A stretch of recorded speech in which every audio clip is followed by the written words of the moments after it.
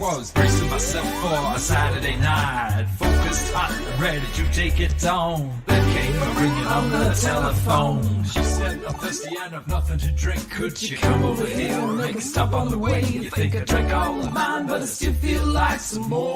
If you're bringing my juice, well, blow your mind. Make cool. And all seemed okay. It's not like I'm making it every day, but I got an issue with you drinking me dry, so I'm gonna have to scratch you, honey. Bye, bye, bye.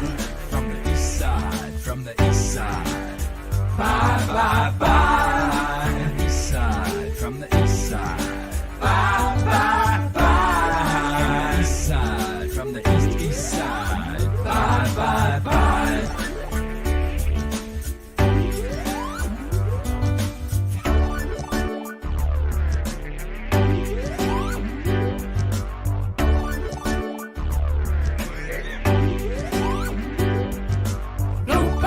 The story does go. The candy girl sticks it way up in her nose. Where she goes, folks are watching her go. Sticking the dirt way up in her nose. Take it back, hear the slap, she's hitting on the floor. She's got no emotion, but she knows the need for more. Always getting smashed, but she never knows high. Cigarette kisses in, out she go. Bye, bye, bye. From the east side, from the east side. Bye, bye, bye. From the east side, from the east side. Bye, bye, bye. From the east side, from the east side. Bye, bye, bye. Goodbye. This state of play's massive. I'm sick of being passive. There's a lot of shit around it that's making me aggressive. Too many drugs, kitty chug-a-lugs, the same old pubs with the very same mugs, the same dirty huts with the same dirty bugs. Getting down, upside down, friendly on the rug. The same old dirty sluts with the dank up upside jugs. I'd rather get down with you, bendy on the rug. I don't really care if you're supermodel fine. If you ship me with your shit, I'll give you less of my time. If you show my head with hassle or you're drinking too much wine. If you ship me creepy Charlie's running up and down my spine. When you're up in my face, spitting laced with lies, I wanna fly away and crawl and curl up tight and die. No girl should make me think of words like I and I. Sorry baby, this is gravy, no more maybe. Bye, bye, bye. From the east side, from the east side. Bye, bye, bye. From the east side, from the east side. Bye, bye, bye. From the east side, from the east side. Bye, bye, bye.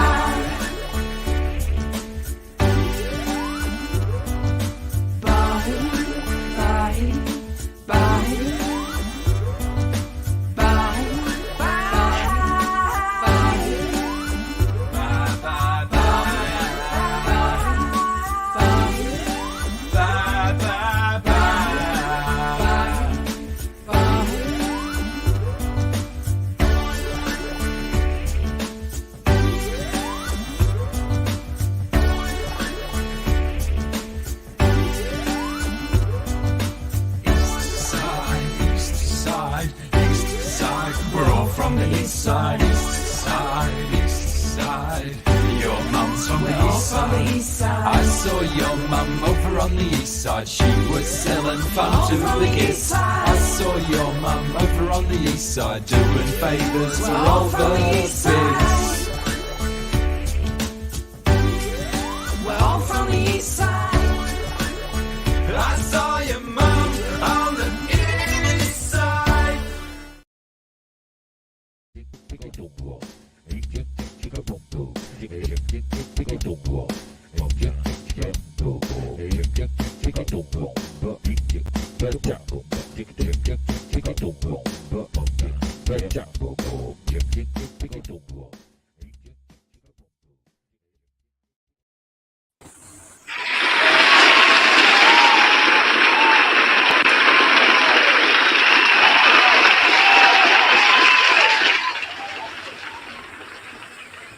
Oh, hoy hoy. Stop that nonsense. G'day, everybody. Hello, Sponge Princess. Hello, Captain Commandeer. Is that how it's pronounced? Crunchy buns. Oh, yeah, hang on, I could do that. Yeah, there you go. Captain Commandeer. Is that a typo, or have you invented a new rank? I'm in. It's a new rank, man. Come on, you get with the times. It's 2022, baby. Come on now. I shall move Who's forth. eating cereal? It sounds like somebody eating cereal. He's eating mee goreng. The boy. The boy. The boy is eating again. Go figure. Yeah. The birthday boy. It's his birthday. That's why he's not at school. Oh my God! Happy birthday. He's turned Big enough for 13. him to have the day off, isn't it? I reckon. That's a good Where day are to you have the having day his off, bar really. mitzvah? Well, because obviously we're not, but what I'm doing for his birthday is that he's going to do this 2-day workshop. It's actually not for a couple of months yet, but a 2-day longbow making workshop, which I did think was as well as being appropriate to his interests. You know, it is that kind of thing that I thought maybe fit that kind of transition into teenagerhood and stuff. Did you say long bow, as in bow and arrow? Yeah, right. Fun times. Every boy Doing needs bow and a arrow fiddle with a stuff. bow and arrow. Well, even yeah. So he's gonna make it. This workshop sounds really good. Where they make them from scratch, but he's also gotten.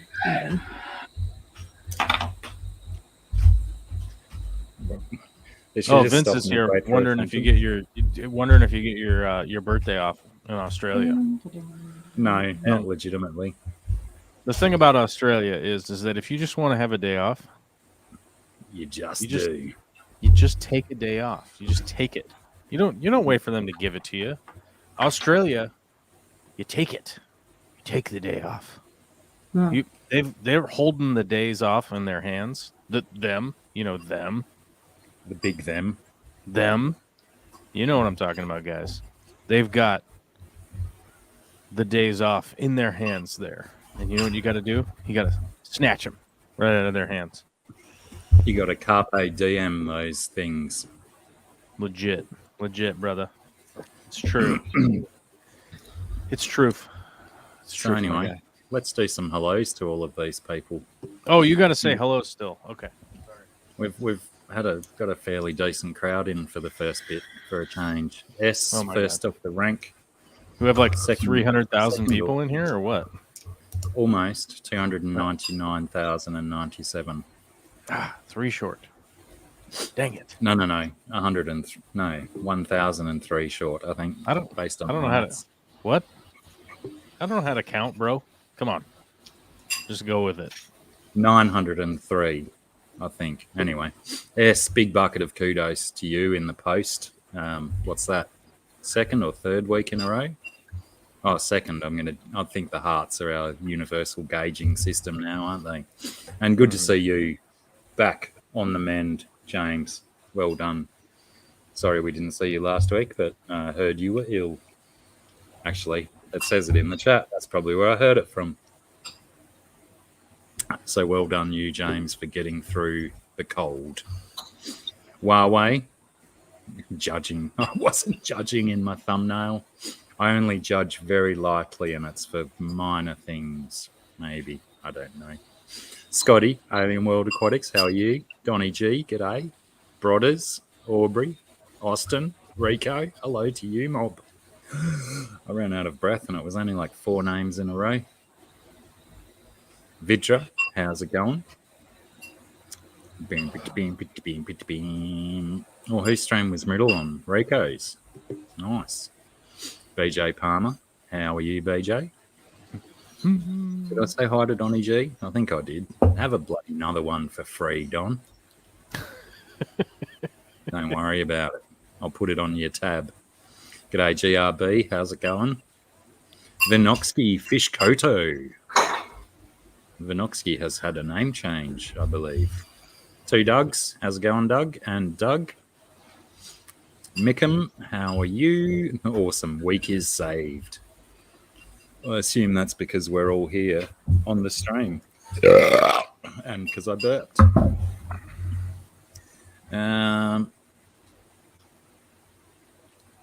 Well, I just had one of those fabulous chat jumps. I guess that also goes hand in hand with having more people than normal here at the beginning. Vince, old shove, or the old shove in the back, the old Vince. Yeah, no, as previously discussed, it's an option that the school system does not necessarily like. But, what kid wants to go to school on their birthday? None. That's who. Crikey, there goes another chat jump. So I do apologise if I miss a g'day to you. Oh, no, I didn't. I just went up too far. Nano Aquarium guy, how's it going? Welcome. That's a nice looking. Oh, the bow and arrow. Yeah, Aubrey says that's a nice looking bow scungy. So sounds like Aubrey knows the stuff. Rack, how's it going, mate? Corvus Oskin in the chat. Don't know who that is, but hi to you too.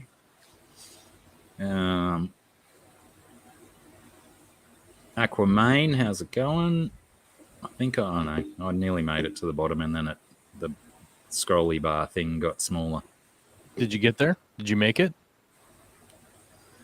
Nearly. Joseph Stanley, g'day again. Who else have I missed? I feel like I'm being really hopeless with this hello business today. Nice one, Mickham. Appreciate the dedication. So, what's been going on? With what? Everything. All the things. All the ceaseless anticipation of waiting for this evening's enjoyment visually. What? What? What happened? The visuals that I'll be enjoying this evening that you will probably have to wait until tomorrow evening to watch on the television. we're talking Boba Fett right out the gate? Oh my god. No. I was just making a anticipation reference. Well, we should talk about it at some point, and I'm kind of pissed that you get to watch it tonight. But tomorrow's a better night because it's not like I can stay up late and watch it. Whereas tomorrow, I don't have a we're not going to stream tomorrow.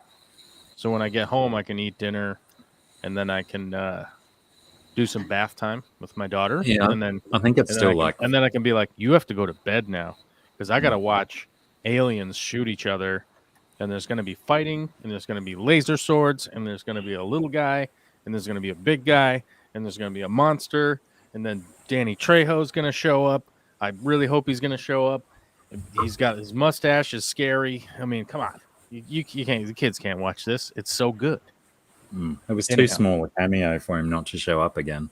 He better show up and do some fighting. So you're just asking, like, how's it going over here? It's going all right. Yeah, just in general stuff. Yeah. So found out another friend that died right before because I had to get the link out of Facebook. You sent it to me on the Spacebooks, and I logged in there to like get the link, and it was like, oh, Josh is dead. But of course, once again, mysterious vague posting about how people have died on Facebook or Twitter.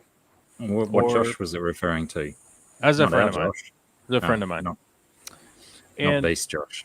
So, like, I think like a week ago, I had posted, and a bunch of people have been arguing with me about how I'm being rude and insensitive to bring it up. But like, I've noticed over the years that like people will sort of glorify people that died, right? Yeah. After they're dead, they're like, "Oh, your smile was so great," and it was like, that guy stole your car. Like, what? What are you talking about? That guy like punched your mom. Like, what? All of a sudden now they're dead, and you were the greatest soul I've ever met.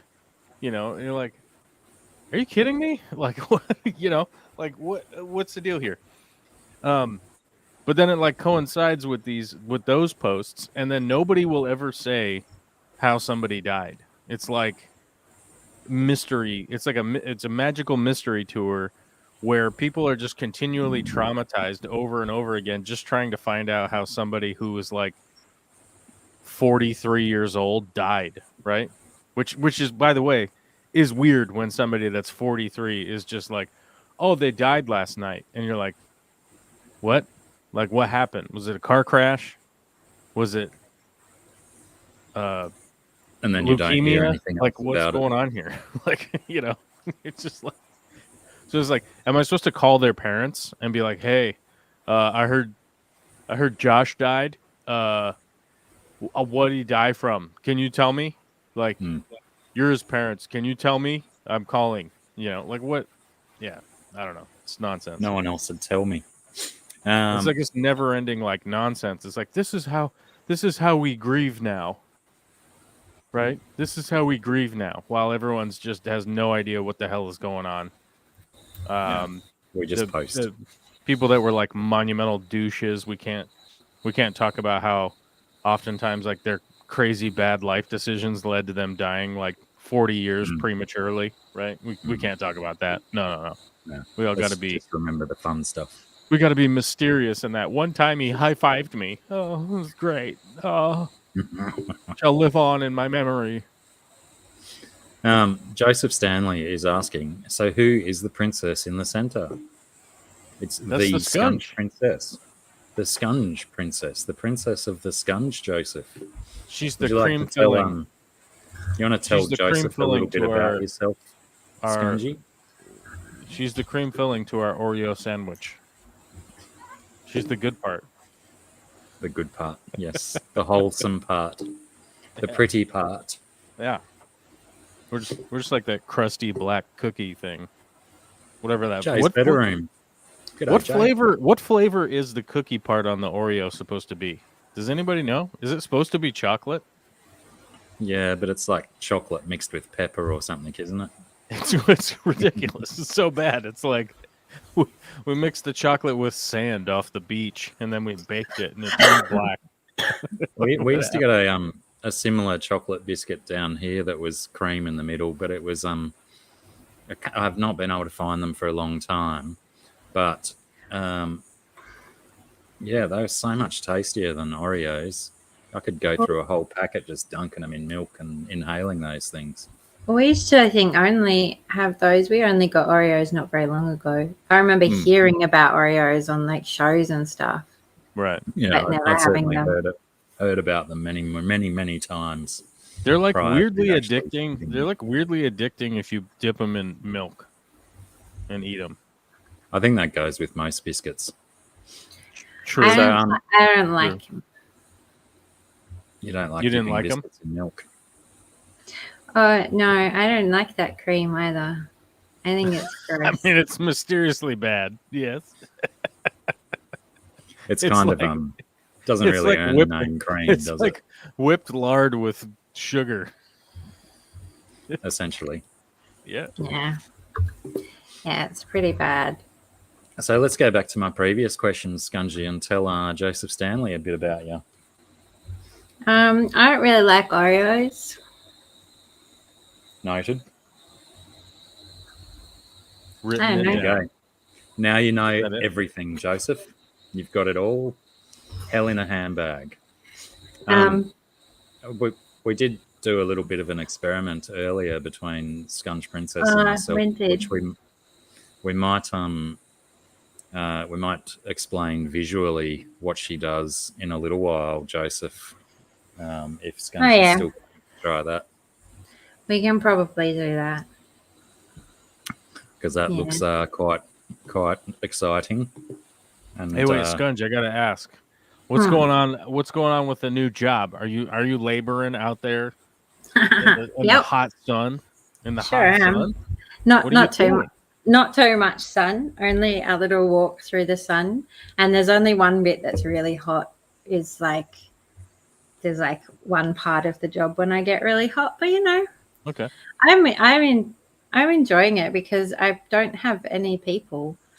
I just have some chickens. Right. And Yeah, then because myself. you're just out there like helping out with chicken egg production, right? Yeah. Which So I can get behind that. We got chickens here. It's not a lot. I, We don't need a farm hand.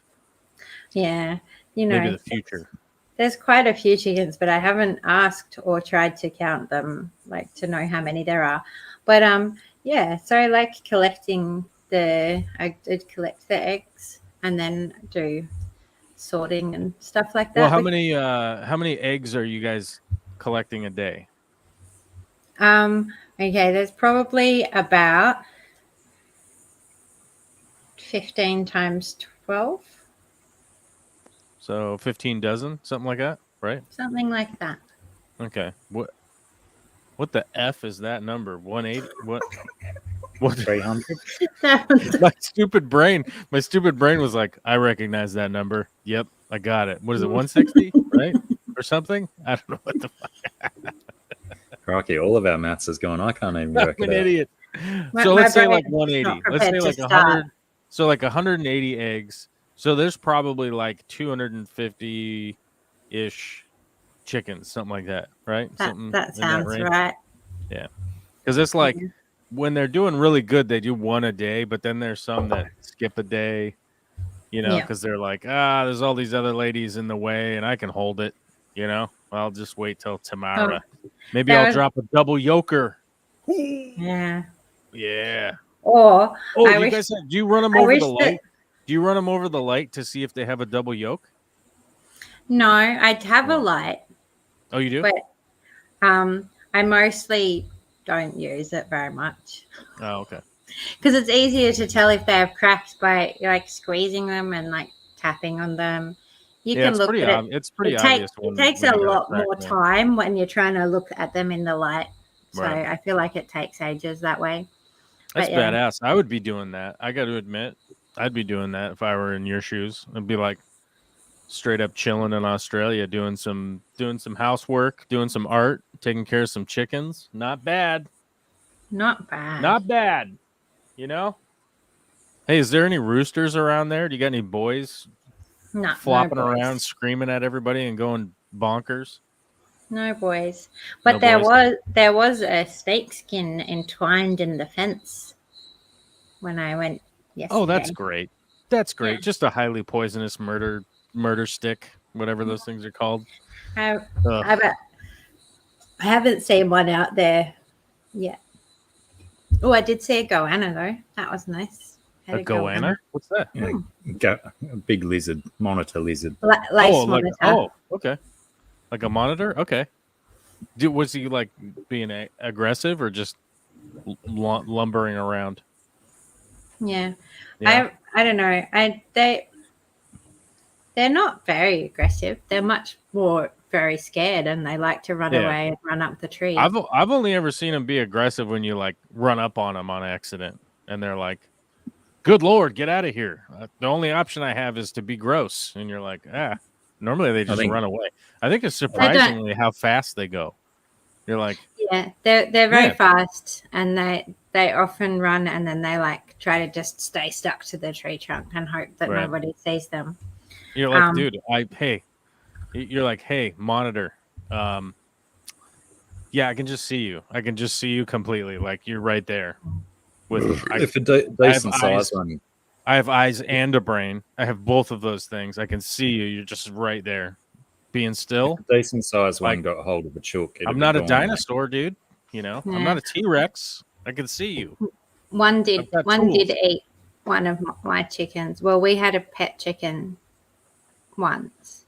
Yeah. And very cruelly, we left it in a little yard when we ran out. And then it couldn't escape from the goanna when the goanna got into the little yard. Oh my God. We got a bot. We got a bot. Alert. G'day, Chris Salazar. How are you, Chris? Okay. Welcome. Lonnie, how are you? There was a bot in the chat. I hope nobody clicked on that link. You guys would have gone to some seriously bad. Oh, Life of Sai. G'day, Sai. And absolutely true, brother. Snakes are friends. We love them. I got rid of the bot. Okay. Just in response to that question that's on the screen now, I don't have one at the moment, but I'm intending to get one to put in my tank. But I say that it's been a really long time since I have been planning to do that. It's mostly just if I go online and look at them, I want to buy like one that's expensive because they're so pretty. So I'm better off to just go to the pet shop because once you see them, they're all lovely. And then I'll just choose a $7 one instead of a $50 one. Yeah, So I just like that approach. I have to get my bum to the pet shop. And yeah, I have been having thoughts too about bringing that another tank and doing another thing maybe here since it's all cleaned out and waiting. And the fact that you've got another tank waiting here at my house to do as well. That's what I'm saying. Oh, right. I thought you were saying you've cleaned out your old one. You probably don't want to mess with that skate much, do you? No, it's pretty good, and it's got one shrimp living in it. Is that still there? Hmm. Oh, wow. Golden. Since I've seen Life of Psy in the chat, and I haven't seen Psy for so freaking long, Psy has Life of Psy is a wildlife channel from Western Australia. Yeah, you're Western Australia, aren't you, Psy? Dude works with wildlife and relocates snakes and has lots of cool and interesting videos. So highly recommend. It's lots of good watching, and Psy's a decent quality human being. So worth a tickle on that old subscribe button. The Crypt Keeper is in the house. G'day, Crypt Keeper Aquatics. Crikey, I wouldn't want to say that too many times out loud. That's our standard equipment to have nearby. Psy is I think did you just scratch your back with the scaping scissors? Yeah. I'm always scratching my back with scape scissors. This is my back scratcher down here. Mine right here. Aquascaping scissors. That's why I use to scratch my back. I got a bunch of sawdust down the back of my shirt today, and so my back itches.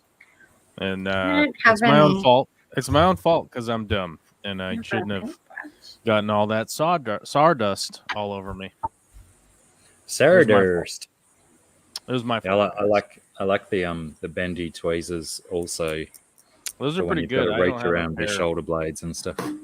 Yeah, I don't have a pair down here. I think I took them to do something with them, and then I don't know where they went. But yeah, it's weird to have anything down here anyhow. So that's I think the only reason both sets of mine are right beside me is because laziness and stuff. Just put them down on the nearest piece of table after you're finished using them.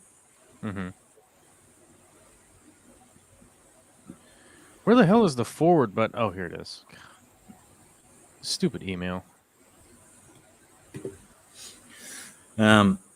Snoochie Booch, how are you? How's it going? Snoochie Booch. You've been hiding, Si. Does that mean you haven't been making videos, Si? Get amongst it, mate. Get amongst it, says the guy who doesn't make videos anymore. Goodness me. So yeah, I had this fantastic idea today to it was a lovely cool morning here. So I decided that I'd move back outside. As you can see, all the lush forest around me. Mm-hmm. And then no sooner had I finished completing my setup, and then all the clouds disappeared and the sun came out and it got really hot again.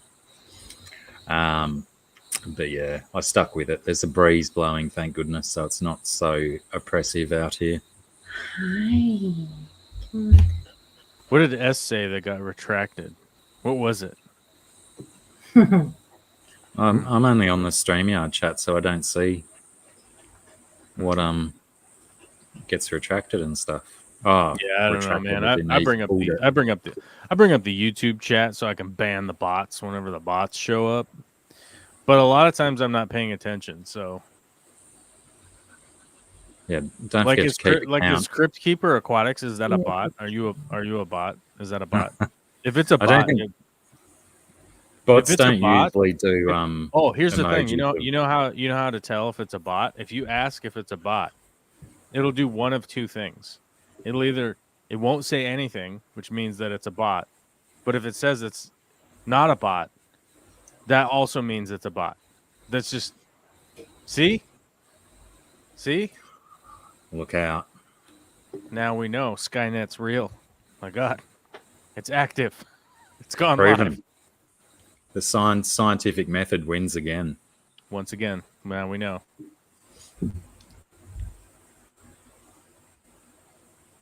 Life of Size says, "Yeah, I'll start making videos soon. I got to do adult things. Have a good one." Were you talking about? Life of Size making videos? Are they good? No, he said he does some quite good snake relocations and building stuff and whatnot. Pretty All right. informative channel. But yeah, I think by saying that he was in hiding means that he hasn't been doing videos for a bit. Yeah. But yeah, I'm a snake guy. I like my snakes. So generally, whenever I see a video pop up of Size that involves a snake, I'll defo have a watch of that. Yeah. Yeah, you are a snake guy, aren't you? Weirdo. Yeah, it's funny though. This summer, spring was pretty wild. There was a few snakes around at the start of spring. Yeah. But all through the hot season, I've not seen a single snake here. Yeah. Since before So- summer started. Haven't had a single one. Just to Right. clear something up. I am ambivalent to snakes. So there's no confusion there. It's like I don't dislike snakes, and I'm not really like a fan of snakes. I'm just like, yep, those exist. They're there. Yep. But you're not running out to tickle one's chin. Nope, but you are.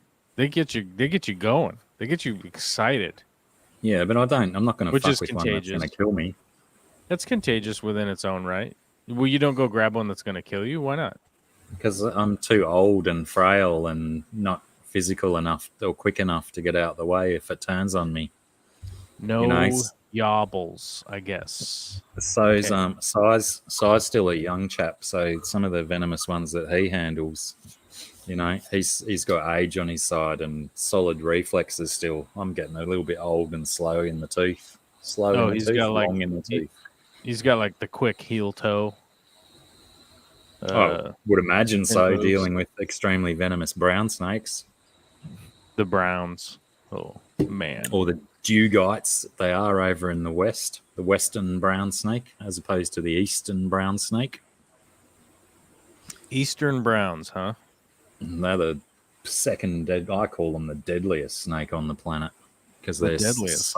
because they're so aggressive and they're regularly in contact with humans, regularly And biting sharing them? the same environs. And biting them. Quite often will bite. Yeah.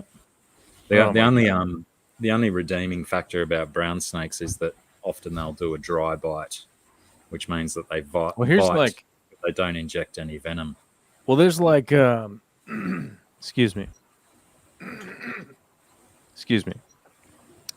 There's like a What's the thing I'm thinking about?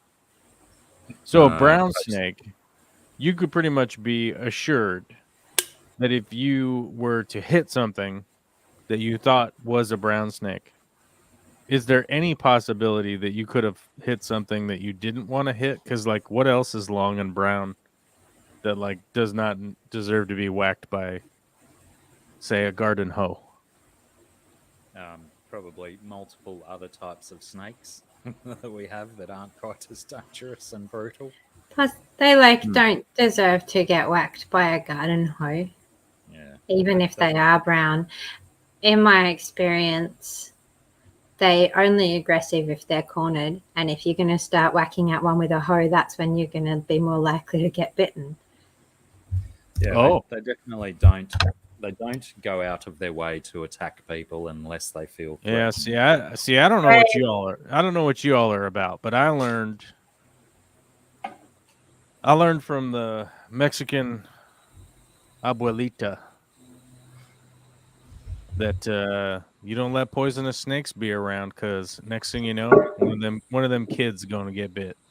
One of them kids going to get bit, and no one's gonna enjoy that day.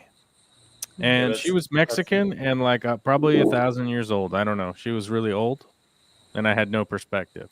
I was probably 10, so who knows? She could have been 30.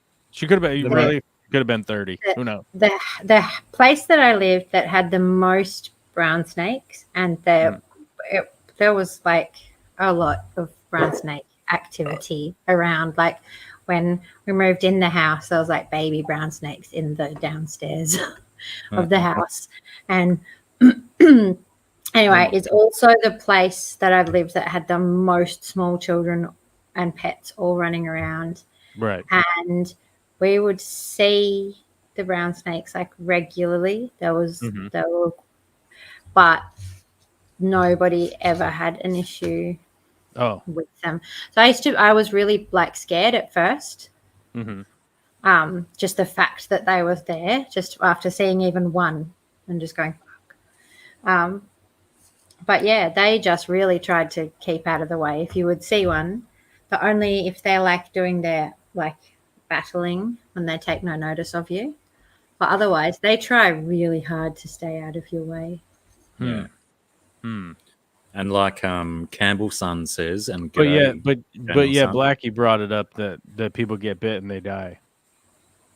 Yeah, but mostly people get bitten because they decide to try and move the snake, or try to kill the snake, or try to interact with the snake. If you don't do that, there's very, very, very low chances of you. Maybe if you come across and you step on it or something, it's not just going to bite you out of nowhere. They're not hunting humans. They're trying really hard to stay away. So yeah, you try and stay away too, and then everyone's happy. I'll pretty much stake a 99% guarantee on the fact that most people who are bitten by brown snakes have either inadvertently walked upon them, or were trying to poke it with a stick, or cut its head off with a shovel, or try and pick it up and move it on without appropriate training or sensibilities. Yeah. G'day, Nola. How are you? I'm looking it up here. Zen Ginger. Oh, my God. I haven't seen you in here for a long time, Zenny. Welcome back. Lovely to see you. Wow. Yeah, what happened? Where'd you go? Where have you been? So, yeah, what's the deal here? No, most of the things that are out to kill you will only kill you if you try and put your thumb up their bum, Huawei. Oh, look at this. In 2018, 20-year-old Callum Edwards died from being bitten by a tiger snake while attending the Beyond the Valley Music Festival. He was just out at a music festival, gallivanting about, listening to the tunes of probably acoustic guitars, having a nice sunny day, because it was December 29th, which means it's the middle of the summertime, so you guys have Christmas on the beach. He was probably off his chops on pingers and rolling around in the grass. And then he died. He reached his mortality from snake bits. One of my favorite snakes on the whole planet is the King Island tiger snake. King Island is this tiny little island between Victoria and Tasmania.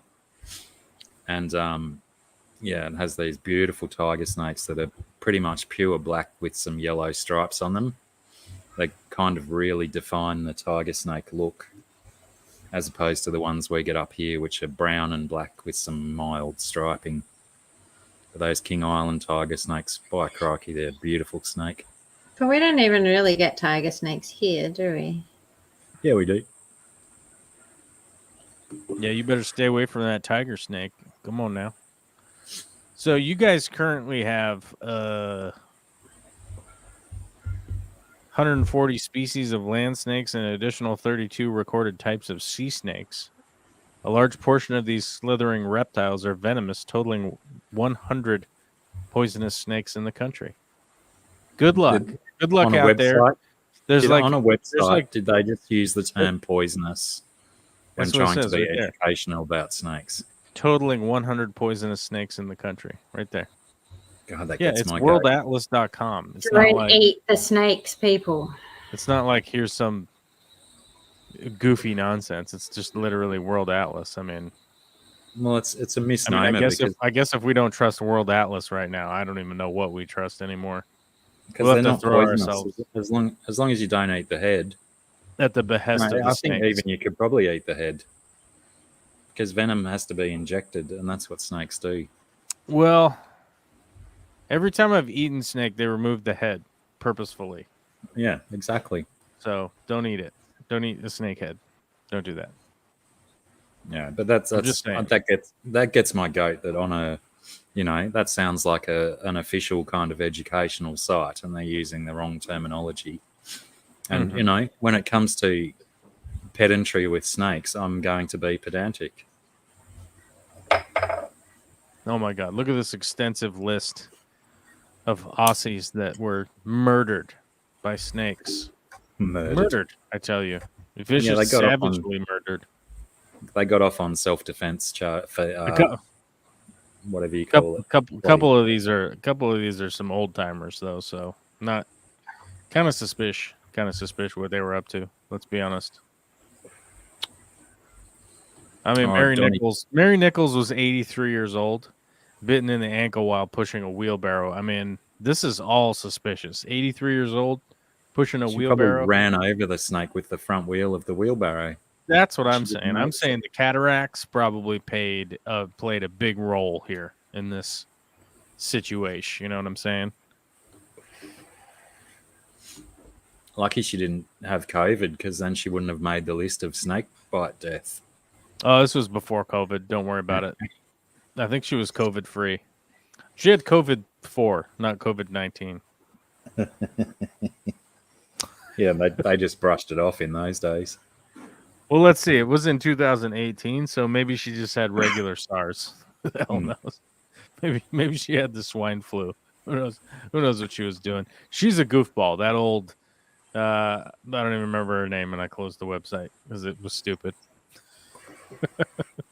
Yeah, Snoochie Booch. Most snake bites feel like someone's punched you, because they certainly come at you with some oomph. Yep. Yeah, my buddy, when I was a kid, he got bit by a rattlesnake in his foot.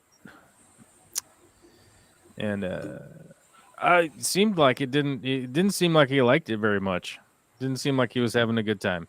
I'll say that. Did he actually get penetrated and envenomated? And same question to Snoochie Booch about your foot. Yes, that's what rattlesnakes do. That's what rattlesnakes do. They bite you. Yeah, but if you've got a solid boot on, they're probably, even though they've got rather large fangs, they might not penetrate a nice leather boot.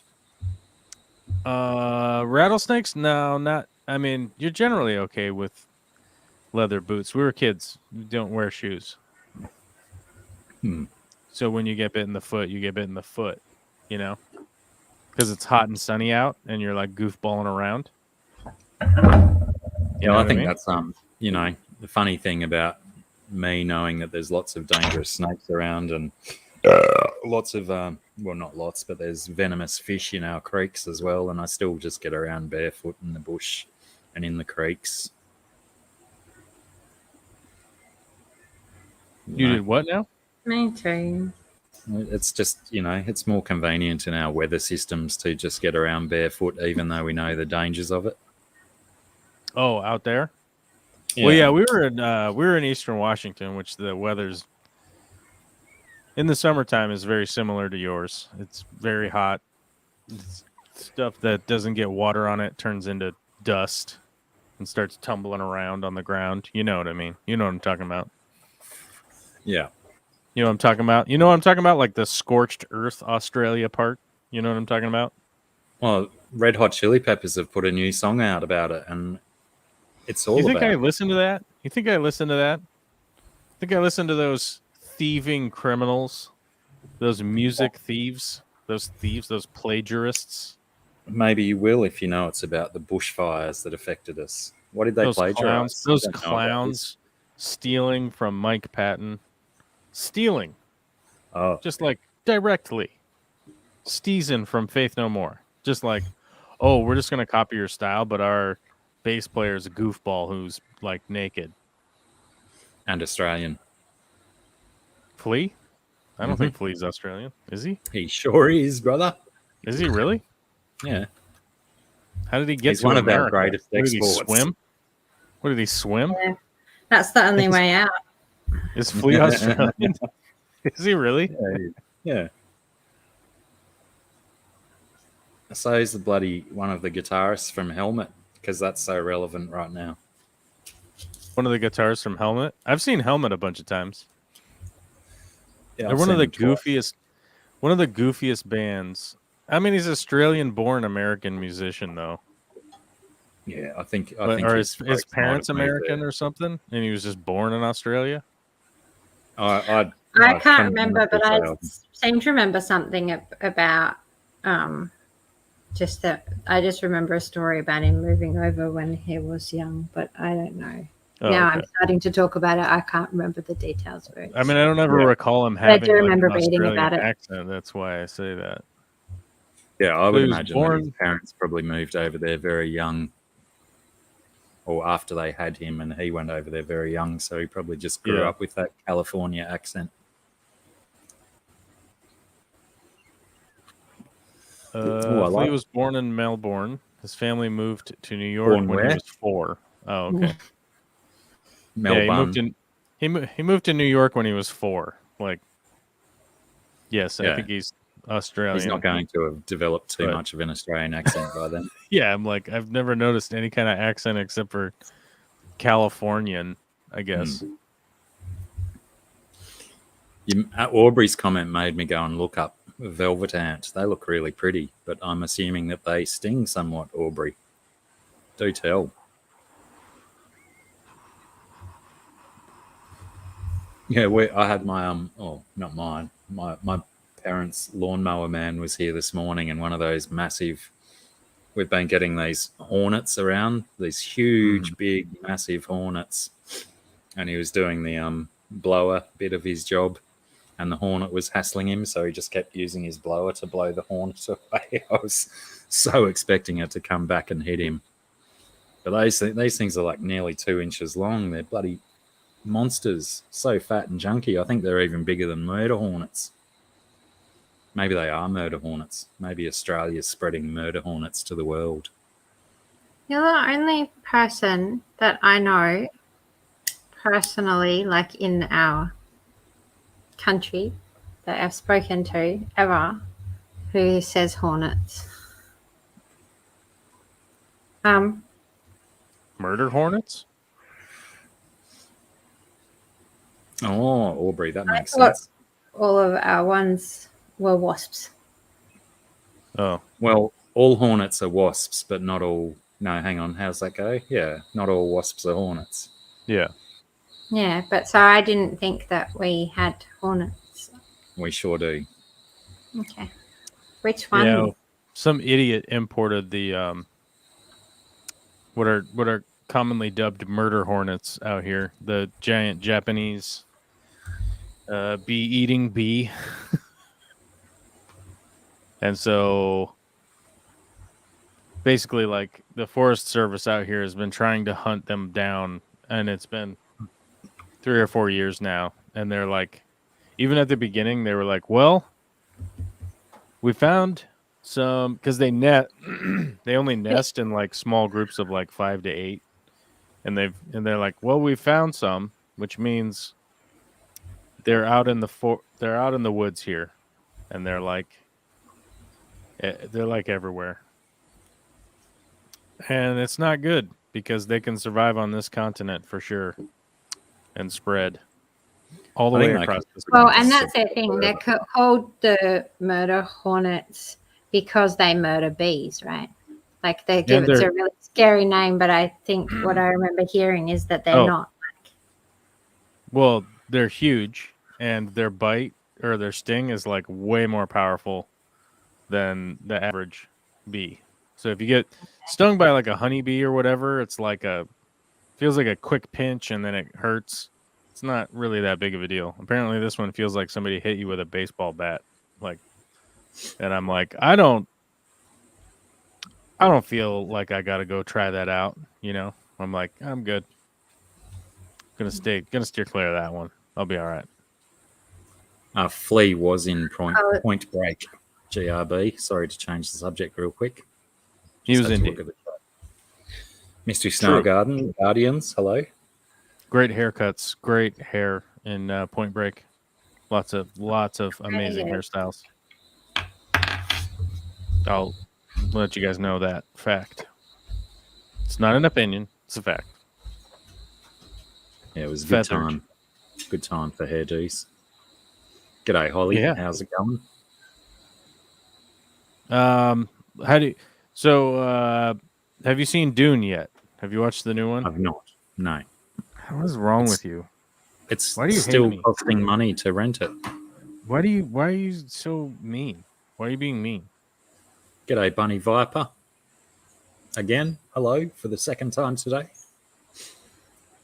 Yeah, you know, I'm just nice. I hung a bird feeder in my orange tree because I've got a bunch of red-backed wrens nesting in a pile of sticks out my back gate, and they hang out with red-browed finches and fairy wrens as well. And the little red-browed finches have discovered the bird feeder hanging in the tree, and there's one there now feeding. So cute. Oh, it looks like ladies' night's finished, and we've got all the crew rolling in. Rids, how are you? Skipper, how's it going? Who's finished? What? The ladies' night. Oh, yeah, man. They never invite me. They never invite me to ladies' night. They invited me, and they were like, "Yeah, we want you to come," and then they never tell me when it's going on or send me a link or anything like that. It's weird. And then people were like, "Hey, you need to email somebody." I'm like, "That's not really how this whole thing works." Like, if you email me, I'll like show up. But you know, I'm not going out of my way to just be like, what am I supposed to do? Go like start soliciting people on YouTube? Hey, I want to come on your thing. Yeah, I'll beg me to be on your stream. Hippie John, how's it going? Fishymon, how's it going? Hippie John and Fishymon. Sounds like you guys should do a show. Oh my God. Crypt Keeper says, so last stream you all were talking about Star Wars. I've never seen that, which is insane. Oh, right. Star Trek or Lord of the Rings. Which of those three should I dive into first? I've never seen Star Trek either. I would say the first thing that you need to dive into is Lord of the Rings, because as long as those movies are, it's actually not a crazy commitment. Like, if you're talking about Star Trek, there's like 400 episodes or something. Whether you're talking about multiple different TV shows. Well, yeah, original. Are you talking about Discovery? Are you talking about Next Generation? Are you talking about Genesis? Picard. Are you talking about Enterprise? Are you talking about like Voyager? I mean, you Deep Space Nine. If you're talking about Star Trek, you're going to be lost. Your eyes are going to start spinning right out of your head to try and find out what's going on with Star Trek. You just be like, I don't understand what's happening right now. This is just ridiculous. So I personally wouldn't waste your time with Star Trek at the beginning, but then after watching Lord of the Rings, then I would go watch the Star Wars, because then you'll kind of be primed for the idea that, like, hey man, space fantasy, space stuff, just suspend your disbelief. Don't worry about it. Just start and also look up a chronological listing of, so you know exactly of which order to watch every Star Wars thing in. Yeah. You know, why not? If you're going to start Star Wars now, you might as well start from the start and go to the finish. That's actually kind of true. It might be easier to I do think going from the start is a good way to go about it. But I mean, I myself found getting into some of the long cartoony ones a bit difficult. Yeah, Lord of the Rings includes The Hobbit. Sorry, I'm just reading this and I got it before I forget. Yes, Lord of the Rings includes The Hobbit, but you want to watch The Hobbit after. The way that those movies are made, you want to watch it after. If you're reading the books, read the Hobbit first and then read the books, which I've done both. I definitely recommend reading the books at some point also.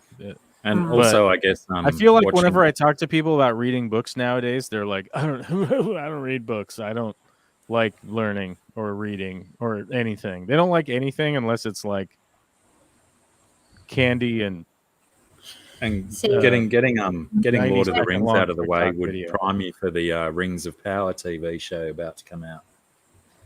Yeah, I have very low expectations for how good that's going to be, considering how exhaustively bad the Wheel of Time was. Sorry, Scunge, I didn't mean to interrupt you.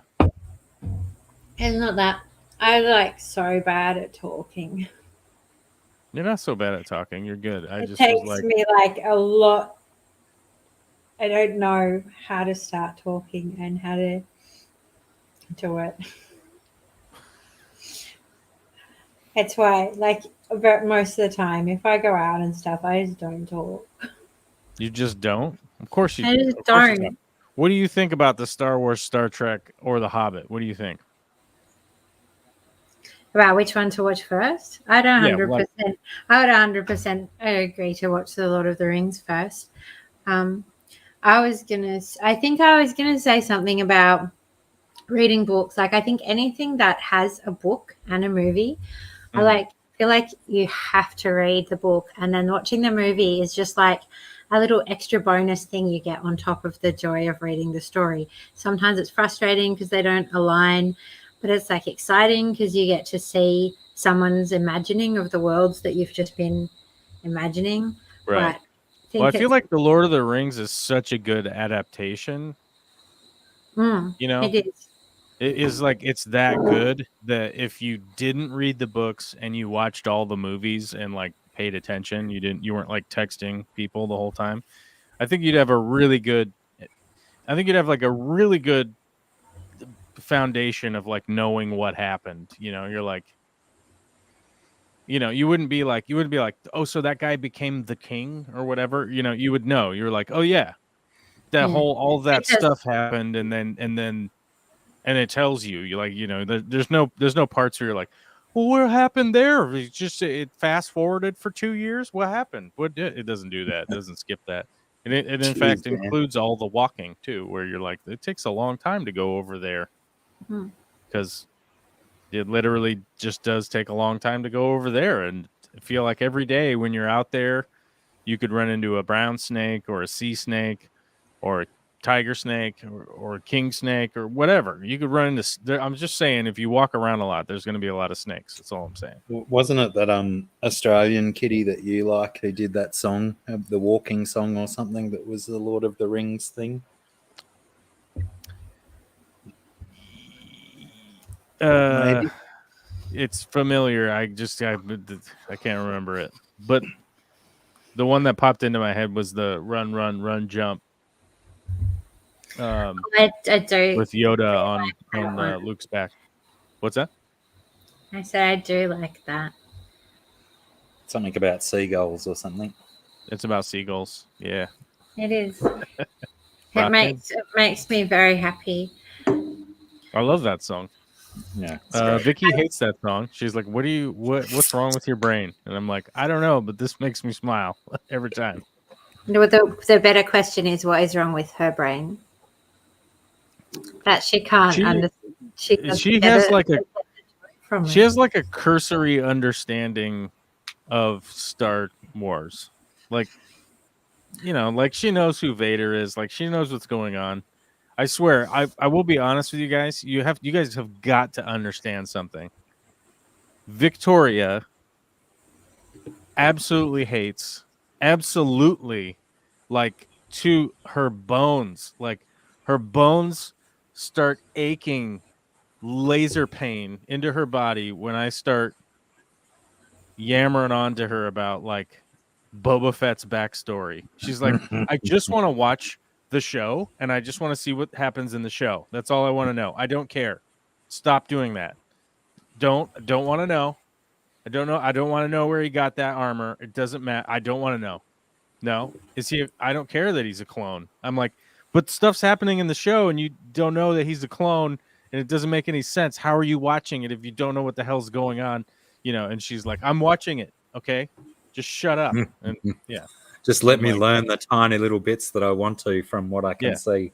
She's like, just let them tell me what they want to tell me, and that's all I want to know. And I'm like, but there's comic books. You can read the comic books. And she's like, I'm not going to read the comic books. Just shut up and let me watch the TV show because then I want to go to bed. Yeah, not everyone wants to dive in so deep, I suppose. I'm exhausted. I also am not interested in the comic books. But I get all excited because I get excited about stuff. And then she doesn't want to know about it. And then so I don't get to tell anybody. And then, you know, I'm just like, what? You've got to talk to her about it, and she's got no choice, and you've got no choice but to endure the kickback. She doesn't care at all. She's like, ugh. You know her aunt? Do you know her aunt is like a world famous fantasy author? Like world famous. No, but can I say, I don't think you need to care a lot about Star Wars to get a lot of joy from the Seagulls song. This is very true, love. Very true. She doesn't get like how obtuse the song is in its own right. You know what I mean? She's like, this is just like a weird song. It's just weird. Yeah, she Yeah. doesn't have. She I'm doesn't like- have the attachment to the source material. Yeah, the source material does not like reach out and capture her. She's just like, I don't know. But then she'll send me like some cat video, you know, and I'm like, I don't care about cats. Like, I don't want to know about this dumb cat. This cat's stupid. It's just a cat doing stupid cat stuff. And she's like, it's funny. And I'm like, you know, we're not, you know, not everything is 100% shared within the relationship. You know what I'm saying? Like, that's just all. It's just not. We're a great match and we get along really well and everything's great. It's just some stuff she's like, just shut up. I don't want to know. And sometimes I'm like, I don't care about cats. I don't want a cat. Don't like cats. Yeah. But then she's like, look at this cat video. And I'm like, you're so 1998. Like, what are you doing? This is the internet is so much more evolved to run, jump, right? The Seagull song. Hey, like, what are you doing? You could come into the future. And she's like, no. I want to stay in America Online, dial up internet past cat video, YouTube. I It's wanted to mind-boggling. answer Aubrey's question since I've got it on the screen. That primarily my main Star Wars collecting stuff is Lego, but also primarily just TIE fighters. But I've also come across some other ships and also the what are they called? The helmet series of helmets which I find extremely cool as well. That's pretty much all the Star Wars stuff that I collect. What is this? Oh my god! What the? I had an R2D2 bottle opener that when you did the bottle opening, it made R2D2 noises. And I have a Chewbacca backpack. Oh, that reminds me too. Do you still have that backpack? Yes. Why wouldn't I? Because I don't think I've ever seen it, have I? Yes. Fair enough. But you did just remind me that I do have another Star Wars collectible that, oh shit, might make me spill stuff everywhere. Pardon me. Oh my Any god! newcomers, I do burp on this stream really regularly, so get over it. I can't. I'm here for it every week. I still can't get over it. You know? It's because you're so urbane and polished. Polished It's in 'cause your societal mores. Well, you know, just out here living in the big city, you know. Hot town, In the- living in the city. The big smoke, we call it down here for some reason. I've never understood why we call cities the big smoke. Maybe because cities used to pump lots of pollution. smoke into Smog, bro. Smog. Yeah, You know what's probably. weird is like I know people now. I know people now that have like never really experienced smog. You know what I mean? Because they've been around. They've only been alive long enough to not like have experienced smog, which I find to be very interesting in the fact that like there are humans that are just like, well, that's not something I ever have to worry about. And you're like, well, okay, you know, but still, yeah, don't eat the paint, I guess. It's funny how nowadays, every time I see the word seagull written down, all I can think about is Steven Seagull. Have you seen that YouTube band? I don't believe so. They're like a hillbilly 5-piece band, 5 or 6 piece band, and they do like banjo and you know, what do they call that type of music? I'll just call it hillbilly music, but they do covers of like metal songs and stuff. Oh, these guys. Yeah, I've seen these So guys. good. It's called bluegrass, is what you're looking for. That's what you're looking for. Bluegrass, that'll do. Yeah, Let's see. Is this any good? Oh, this is a great they song. do. This is a song that my daughter loves. This song, the real version. I'm It's certainly out of Australia. I'm inclined to enjoy all of their Iron Maiden covers. I can't hear what you're listening to. Ah, Thunderstruck. Yeah. Right. Yeah, yeah. You know, the problem is that like there's some much earlier bands that were doing bluegrass hillbilly versions of rock songs. So it's hard for me not to judge them against the precursors. You know, and you're like, "Oh, you guys are just copying somebody else had already done this ahead of you." Yeah, but obviously the other people didn't have as catchy a name, did they? Like Spunk. It's a pretty good name. Yeah, but means a different thing in your country to the UK and to my country. Like in your country, it means guts and metal and stuff, doesn't it? As in mettle. It means spunk. That guy's got spunk. Whereas in Australia, a spunk is like someone who's easy on the eyes. And you go to the UK and spunk's something entirely different. It means a lot of different things out here in the States. I'll just say that. And say, I've heard all of those meanings just here. Some of them, one of them is a bodily fluid. One of them means that somebody is got the moxie, I guess would be a way to put it, right? Yeah. So it means a lot of things, really. It also means the slow burning stick that you use to light fireworks off with. That's called a spunk. There's just a lot. It's very hillbilly term. It really is strong. Just Americans using one word for like 100 different things. It's so much easier, isn't it? You just put it in a sentence somewhere, and it means a different thing. Well, I mean, the Eskimos are Americans, aren't they? And they started that trend because they've got like 600 words for snow or some nonsense. They don't like maybe the opposite, and I don't think that they don't like to be called Eskimos anymore. I made that the Inuits or the Aleut, whichever one you prefer. Aleut. Yeah, Vicky's Aleut.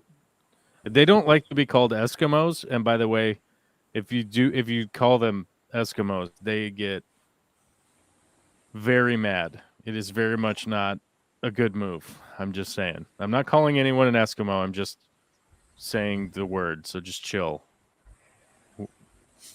I'm saying just so you know, if you happen to run into some Aleut or Inuit or whatever, yeah, don't Don't go that route. Since you're on the inside, can you provide me with some insight as to why it's become an offensive term?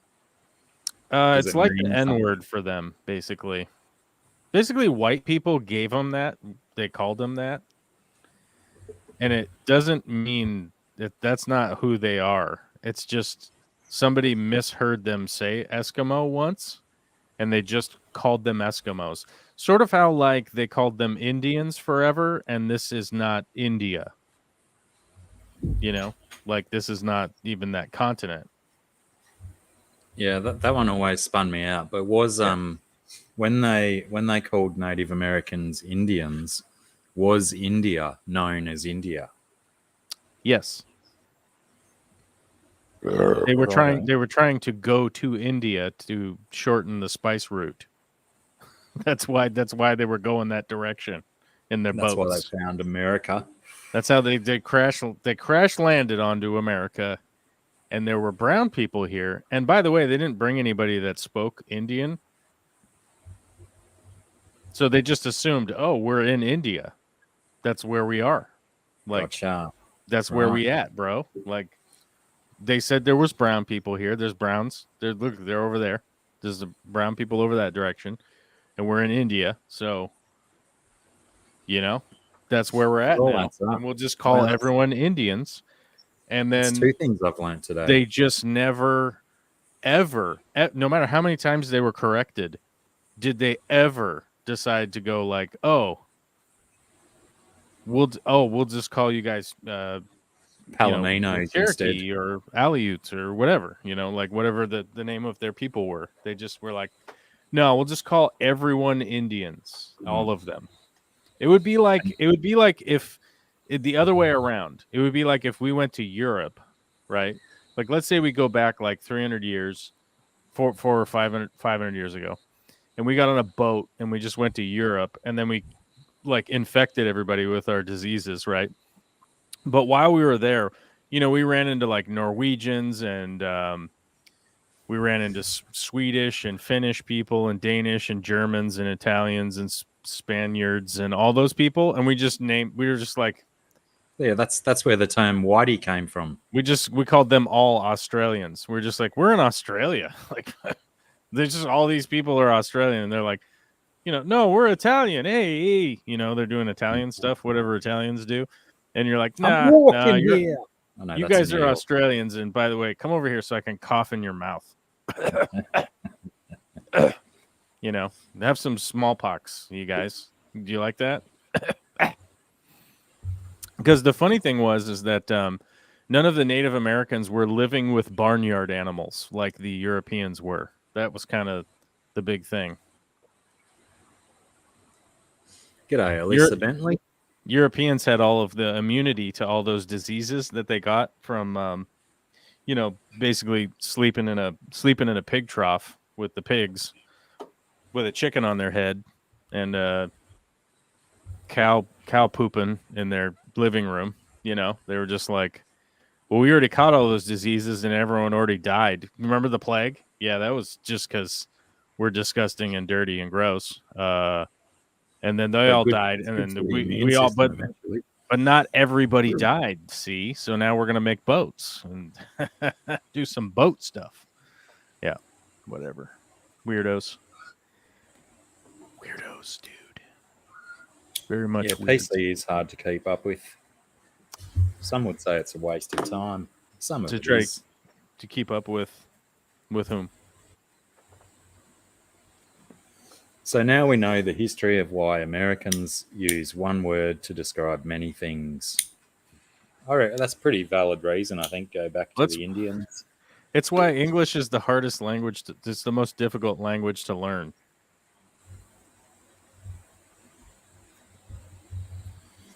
Yeah, because it's ridiculous. Yeah, we make rules and then break them. Like pneumonia, we're just throwing a P on the front, bro. What up? Yeah, I don't know about Aboriginal, whether it's considered PC or non-PC these days, Aubrey. I know that of recent times we've changed to calling them First First Nations people, but I think people still refer to them as Aboriginal. Yeah, I'm not sure on that one. I know that Comfortably and ethically, but realistically, it's it's a generalization of a term because it just means the first people here or something like that. So every country has Aboriginal people.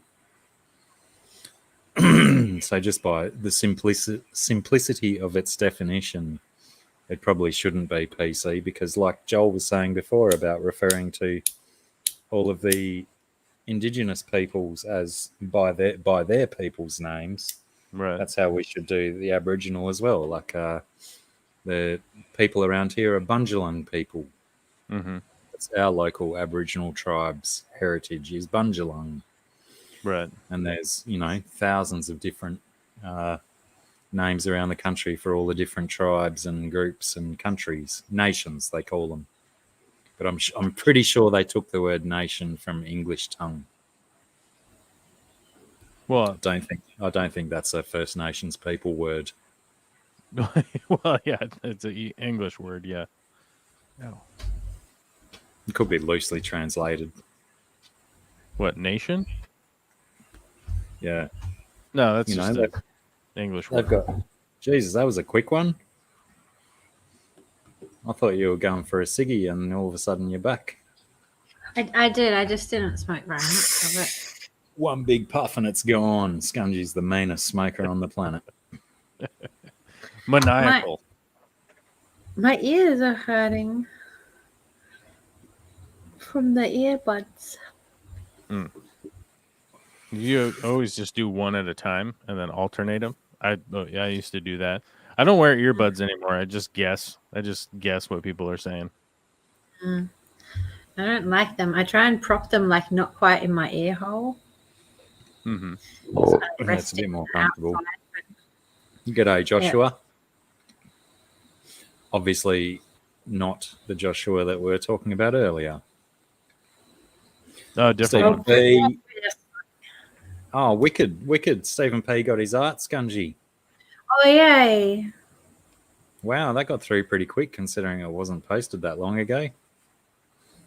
I mean, I had the opportunity to lie about when we posted it, but then I figured it's probably postmarked and dated and stuff. So there's no point on lying to Stephen and DD. Fingers crossed DD got hers as well, although I think she would have mentioned that on Ladies' Night. I can't remember which one Stephen P got. What'd you get, Stephen P? Describe it to us.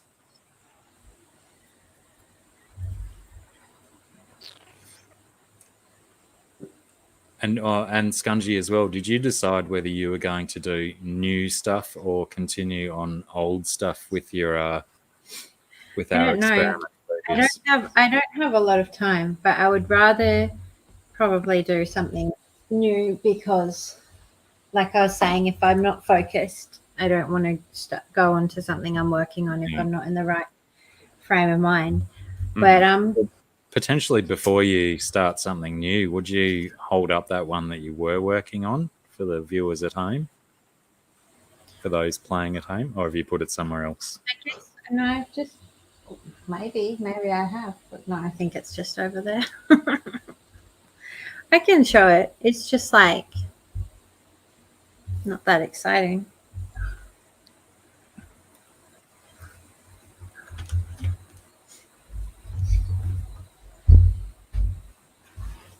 Got this filthy, dodgy old kookaburra that's hanging around. He's got a broken beak. It takes a long time. So they would have already seen the other time. How do I make it straight? That it had stuff. It doesn't probably look like it has much more now. Sorry, I can't stop moving it. I was going to try and show it a bit more up close. That's a great idea, Nola, that Stephen P should make a video of his artwork and potentially tag Scungy's YouTube channel in it as well. And mine, if you like. No necessary, but at least hers.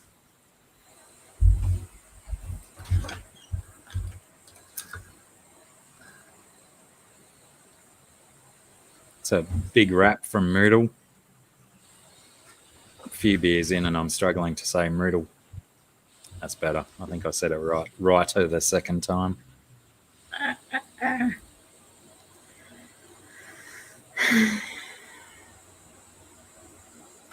Yeah, it's just I can get stuck in it for like an hour, and then it's only like a little bit done. And I think that's the joy of working on little ones, is that I can get stuck in it and then it's Smash finished. them out.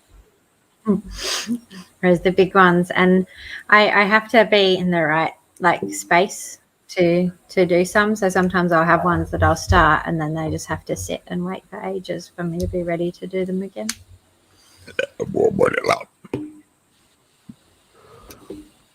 Excuse me. I was like yawning. Too many late nights, bro. It's been I mean, I get up so early on my work days that sometimes it's like, what's going on? What happened? You know, start to get sleepy. Start to become the Walking Dead. Yeah. Is that in the final season now? I think it's in the I final. don't Isn't know. it? I gave up. Gave up a couple of seasons ago. It's super hard to track. It's like, I tried How how are to these start. people not dead? These people are idiots? How are they not dead yet? This is impossible. They're so stupid. They're the stupidest people ever. I They did would've been just, eaten. however, They would have been watch- eaten a long time ago. I watched an interesting show over the last couple of days, another Korean program that was quite good called Sweet Home. Mm-hmm. I believe it's on the Netflix, and it's quite good. And one of my favorite things about it is the descriptors in the subtitles of the music and stuff and the noises. Uh-huh. It's phenomenal. It's very, very onomatopoeic. Or peic. You guys, But yeah, good show. Sweet Home. Watch it or don't. there's that one, there's that Korean show about zombies. It's like in the high school. I don't know. Have you seen that one? All of Us Are Dead or something. Yeah, something like that. I started watching that the other day. It's not very good, but it's kind of entertaining. So Yeah, been watching it. When my son came for a visit yesterday and I was watching Sweet Home, he suggested that one to me as well, but he didn't. Yeah, he had the same kind of impression as you by the sound of it. But he didn't think it was awesome, but he was enjoying it. Yeah, it wasn't. It's not awesome, but it's kind of, it's zombies and stuff. I mean, come on. It's not awesome, but it's entertaining. So you're like, oh my god, these people are turning into zombies, very predictably. But you're like, Yeah, well, the this Sweet guy Home just is got blood on him. Like, oh, that's not good. Sweet Home is kind of zombie, but it's more virus or something. They'd never really actually touch on it too much to explain what's happening to people, but it's more like a video game where there's multiple varieties of different crazy types of zombie type creatures. And, the animation, the CGI on it is certainly not Hollywood level, but it's still good fun. Lots of good fun. Yeah. Aquarium of the Dead. To me, that Aquarium of the Dead. sounds like Stephen P is making up things now. Surely that's No. not a real thing. Zombie fish is a thing, right? Probably just in nature. I think it's a YouTube channel. Many years ago, I accidentally titled something "zombie fish" in a video, and it links to all these like rando people that like the zombie fish thing. Like, got a lot of vitriol from people like, this isn't zombie fish. Like, Right. I don't know if you know how to use the internet. What's wrong with you? Get away from me. Yeah, Stephen P saying Vivica A. Fox is in it, so must be a movie. Oh, and then Jay's Crazy Obsession says it is a movie. Maybe it's a movie that spawned from a YouTube, as Possibly. did Sweet Home. Apparently, I believe Sweet Home came from a YouTube channel. YouTube animation short series. Interesting. It is quite interesting. It's a good concept. I got one of the funniest comments the other day. Somebody said, "You shouldn't chew gum when speaking to an audience. It's just rude and it makes you sound dumb." And I was think like, "Oh, I shall chew gum if I like. Kick rocks." kick rocks. That's a great Bye-bye. one that no one uses nowadays, do they? Yeah, I think I'm the only one out of us three that don't chew gum. You guys are both mad gum chewers. I love me some gum. But, you know, there's probably something in that because I think out of the three of us, I've got the worst teeth. Maybe chewing gum is good for your teeth. They say it is. Promotes that saliva and stuff. Some of the best movies are trashy B and C and D grade movies, Stephen P. Actually, on that subject, I heard that there's a new take on the Toxic Avenger coming out. Speaking of trash movies. Jerome, Toxic Avenger, isn't there a new version of that coming out soon? I've heard some whispers about that, but until something's verified, you know, like I don't know that I believe any of these whispers I hear anymore. You know what I mean? It's like, when's it actually getting released? You know, you can't really trust them. Oh my God! Actually, let's talk about whispers for a second. Moff Gideon. You know Moff Gideon from Star Wars fame. Yeah. Somebody had asked. Juan Carlos Esposito. Yeah, somebody had asked a question of somebody who does Star Wars YouTube videos. And during the autoplay today, this video came on and it was talking about Moff Gideon and why Moff Gideon was so scared of Luke, right? And this hadn't occurred to me at the time, but the analysis done here was amazing and I thought it was really good. And I wanted to pass it on to you. Basically, they broke down that Moff Gideon was high enough up that he would know A, right, who the Emperor was, and B, Darth Vader, right? And to the point where he would have known that those guys were super powerful, realistically, right? And ergo who they were killed by. Yes, his interpretation is that Luke Skywalker went in there like handcuffed, basically, right? And then came out of there, and they were both dead. And this guy had already blown up the Death Star, and then blew up the next Death Star. And I never had really thought about it that way. That somebody who was like in the know in the Star Wars universe would be like, you 100% just run away from that guy. That guy is the scariest. He's like Superman in a black suit. Like, you know what I mean? And it never really had occurred to me that the later on interpretation of people in that universe, like if you saw Luke Skywalker, you would just run the F away. Like I guess I just shoot myself in the head now because it's coming. Because this guy's here. This guy is just the most powerful guy ever. And he just doesn't even like anybody. You know, like he took out Darth Vader and the Emperor in the same room at the same time, and those guys had magic power also. Like what? You know, and it had never really occurred to me that like why Moff Gideon would have been so like brutally fearful of Luke Skywalker. It was so good because of all the drivel that you hear all the time. It was just so good for somebody to just be like, yeah, hold on, this guy would have known what was going on. And every rumor about Luke Skywalker is that he just like single-handedly showed up and just effed everything up of the giant empire, like single-handedly. Basically, he was just like, he just showed up. He didn't even have a lightsaber. He just like stole a lightsaber and just murdered all the leaders of the bad guys, right? Like just was like, he just showed up handcuffed in the back seat of a state patrol officer's car, basically, and like took out the whole government. Like, just like, you know.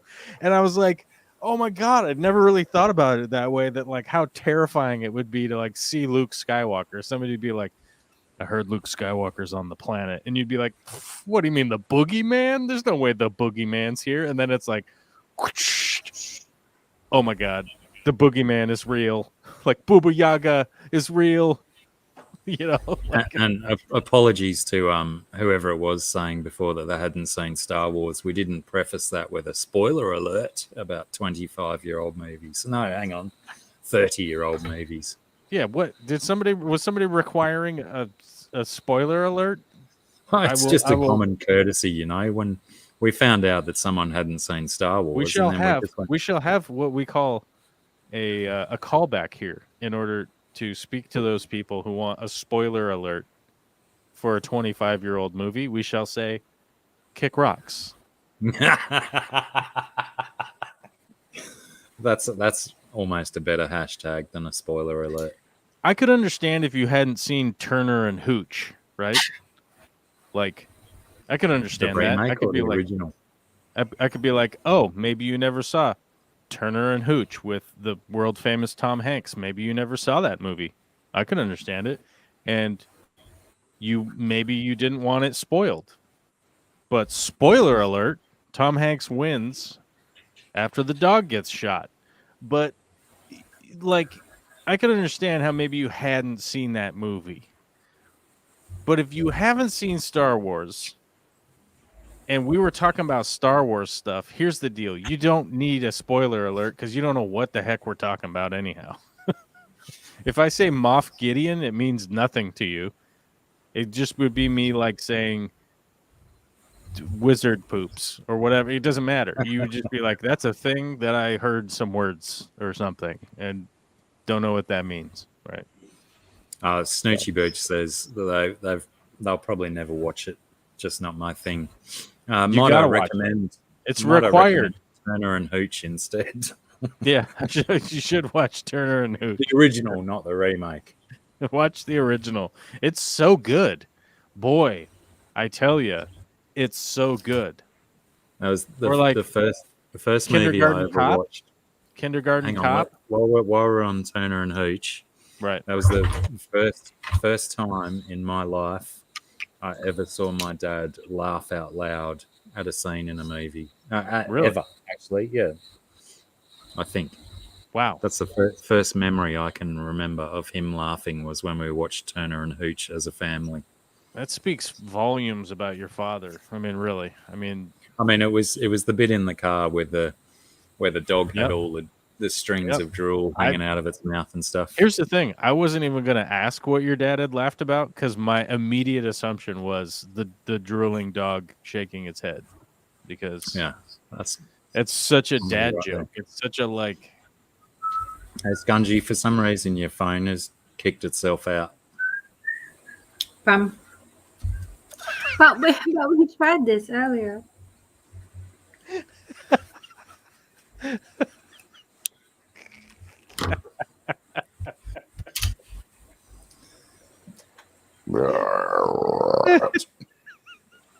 Bum. Turn your screensaver off. Sometimes that's what did it, wasn't it? No, because I already did that, so I could do those videos. Righto. I don't know. Rack asks, can you speak to the camera setup and how to use it on StreamYard? Scungy's, I'm trying to encourage Scungy Rack to do a video on her Instagram on her current camera setup because it's pretty special. On the overhead. So I'd prefer not to steal her thunder on this show and let her do the thunder of her awesome camera rig on her Instagram. How she's doing it on StreamYard, I can certainly talk to, is that she's got the link on her computer as well as her telephone to StreamYard, and she's filming the drawing link on her mobile telephone, which is linked into the same link as the StreamYard. Oh, I forgot to turn the camera around and the microphone off. So it's looking at the roof. Yes. I just thought it was an interesting drawing. I'm like, oh, that's the beginning. Okay, she's starting with Yeah, like I a circle. I just assumed you started with a couple of concentric circles. Yeah, as did I. It must be a vent. Is that a vent of some type, or the smoke It's a detector? light. One It's of a those light? little Oh. halogen lights. You know what's wrong with my brain? I didn't even think like, oh, there's a light in the ceiling, like a moron, like just a brain rotted moron. I'm like, what could it be? Is it a vent? Is it a laser sword? Is it How different do they do things down there? is it Christmas decorations? What could it be? Oh. And then it's a light. Like yeah, like I regularly install can lights in people's ceilings, so I probably should know that there's a freaking light in the ceiling. Like, yeah. Can you just mute that one Mute that from where you're at? from where you're Oh, at? mute the camera, the art camera. Yeah. There you go. Done. Solid. So I don't have to listen to myself back. It gets a little bit confusing. Yeah. Yeah. It still You know does- what? We probably should talk about Boba Fett because we're gonna forget. Well, We're gonna forget. before- And we're gonna run out because Before we we keep do doing that, it. I need to go and do a wee and get a new beer. Yeah, And right. plus, I know you're just I going have to to go go poop. before too long because my other boy's going to be home on the bus, and I do have a birthday and stuff, and so I said Oh, I yeah. won't be too long here, so I probably have to go soon, and I haven't started watching yet because I'm waiting for them all to be out. So you could just wait like 10 minutes. Oh I my do 10 god. minutes, and then you can talk about it. That means we're gonna forget. Okay, I guess I'll message my boss back because he's messaging me on Facebook's. Kobe Jack's messaging me. Kobe, what?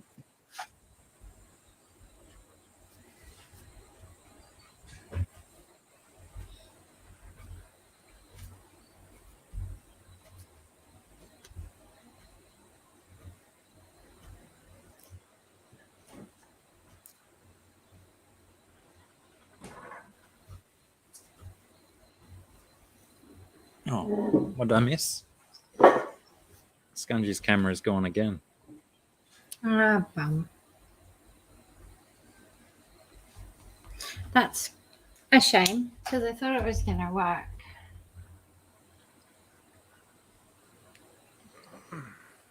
Rack says, I spy something that starts with a U.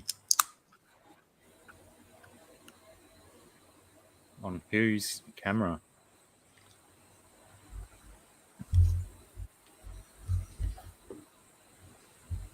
Oh, on mine. Ah, right. Yeah, yes. Of course it is, Rack. Of course it is. Bloody Rack's got his blinkers on and only sees minimal items at this stage in his life. We'll try not to spoil it for everyone else who's playing at home. Hmm.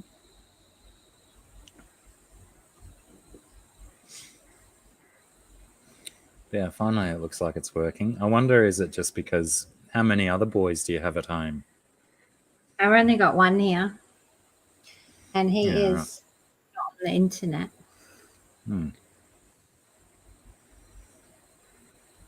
Because yeah, when we did it before, it was quite smooth and whatnot. But your phone camera one's a wee bit jerky and stuff now, at the minute. Yeah, maybe. I don't know. Actually, what that difference will be.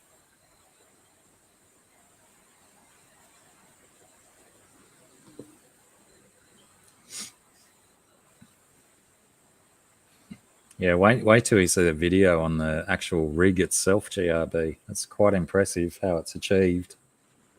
I did, my friend Sally, who repairs woodwind instruments and stuff, she had a video on her Instagram today, which was a fast motion one of her repairing a saxophone. So I hit her up about what her setup is. I know we got a nice suggestion from Captain Commandeer Crunchy Buns last week. But it's always good to get input from other people about what they use, because her rig looked pretty cool and it looks straight above.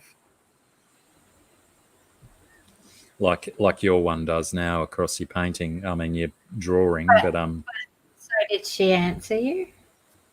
I haven't looked at Instagram since then. That was bloody when I woke up this morning.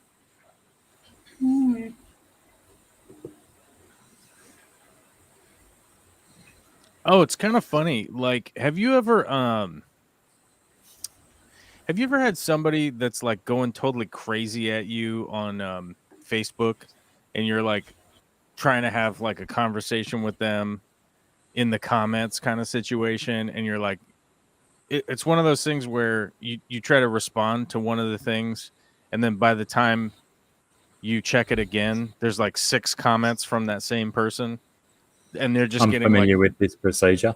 right, and they're just getting like more and more crazy and more crazy, and now like to the point where like you just put your phone down and go to bed, and then you wake up in the morning and you have like 43 like more. 16 notifications that this person is commenting on like everything that over the last 2 weeks that you've posted or whatever, and they're just like freaking out or whatever. And then you just ban them, right? You're just like, yeah, bye. I don't care about your mental breakdown or whatever is happening with you at this point. Because at this point you're just attacking me, like you're just sullying up my space, right? And if you were like doing this in my living room, I would just usher you out the front door and be like, go home, get away from me, right? So you ban them, and then you start getting messages from mutual friends that are like, I can't believe you blocked them on Facebook and da da da da da. And it's like, I got like 60 comments from them, and they're just like spiraling into some kind of mental breakdown. So I just blocked them so they would stop, because I don't want to talk to them anymore, because I haven't talked to them in person in like 15 years minimum. Yeah, is it a breach of confidentiality that you send people screenshots of the conversations to justify your actions? Oh, I do that. If people post it publicly, yeah. Like, I'll take a screenshot and forward it. That doesn't seem like a breach of privacy to Often me. that's the most sensible way to show exactly why you're thinking and feeling what you're feeling. It's like, g'day, Blake, how's it going? But then you have to go. We haven't dived in yet, mate. But then you have to go into this long conversation with people. I don't know if this happens in Australia. So the reason I kind of brought this up is that in the US, the weird talking point is always, but what about freedom of speech, right? And you're like, because it's in our Constitution. Freedom of speech is protected in the United States, and you essentially are going to not be silenced by the government, right? So the freedom of speech, you can say what you want, you can criticize the government, you can do this, you can do that. You got a lot of leeway here. But for some reason, in the last like 10 years, if you tell someone to shut up, if they're of the right persuasion, they'll say that you're silencing their freedom of speech. And it's like, no, they're just not allowed to comment on my Facebook page anymore. And I'm not a representative of the government, right? But then I had to explain that, like, look, I haven't banned them from Facebook or Twitter or anything like that. I've removed me from the equation. Like, they're not allowed to talk to me anymore. I've removed their access to me. Does that make sense? And I'm like, how is this an impingement on their freedom of speech, their constitutional right? They can still yell all they want about whatever they want. They're just not allowed to yell it to me specifically anymore on said platforms, right?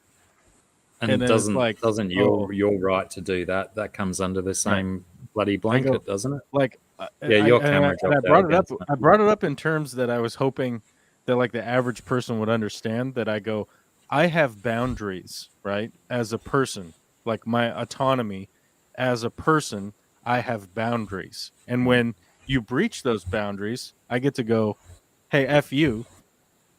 You've crossed a line with me personally. Now you're not, now you don't get to be in my personal space anymore. Right. Hello. And it's like, and it's not a breach of somebody's like freedom of speech. It's you have no, your access to me has been restricted. That's all that's happened. You know, and it's like, Yeah, go and exercise your freedom of speech elsewhere. yeah, exactly. I'm just like, how bonkers are people? It's just so weird. G'day, Big D. Jay's crazy obsession says, "Hey, fishy fam, I'm gonna hit the grill with a brick, and I'm out. Stay fishy, you freaks. I'll be lurking anyways. Always lurking. I don't know. I don't know what's going on with Jay. Where did? Oh, is that a new one that I haven't seen yet? Perhaps. I think you're getting the chat before me. I don't know what's going on. I just And got I the chat opener. I got the because chat I open. was I don't know. scrolling up. I'm scrolling I down. I don't know what Zoo. happened up there. I don't scroll up there. I try not to. No, because then you were saying that there was a comment from a person that I couldn't see on my screen, and now I've got like 75 comments that I couldn't see. So I think mine was just slacking. Snoochie Booch was asking me, am I still digging the F zone CO2 regulators for the price? Yes, for the price. They're not the best CO2 in the world, but they work well for the price. 100%. Yeah. They work good for how much money you're spending, which is not very much, honestly. And I don't know a better option at that price point. I know there are some cheaper. There's even some cheaper stuff out there, but you're going to be fiddling with them a lot. So, yeah, I would say I'm still in that space because F Zone doesn't even make them. F Zone is just buying them from a place that's being made, or they're being made for them, and then they just put it in their box with their name on it. So it's like it's not even their. Oh my God! Did we get another bot? Oh my God, we did. Dude, who was on Myrdle? I don't know how to say Myrdle's name. I think I say it right. I don't know. Was on it. My God, how many bots was that today? Like at least 40. Second one 50? I've seen. 50? 60? Right, yeah. I've been banning them left and right. Banhammer all day, all of the time. Personal life, banhammer.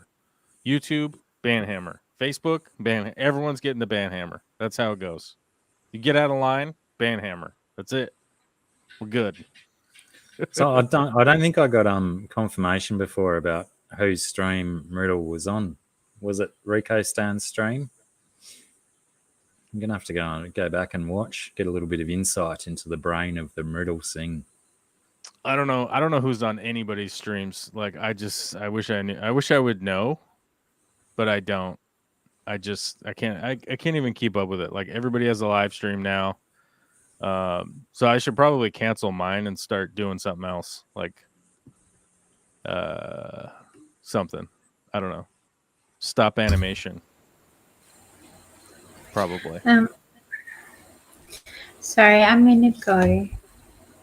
You gotta leave. Happy birthday.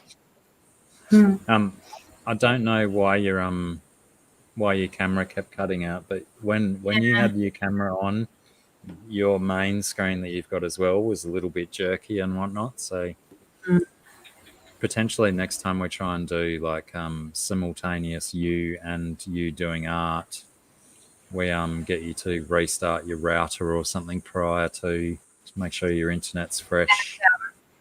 Well, it just might be a thing if I'm going to do the art to just switch off my other one while I'm doing it.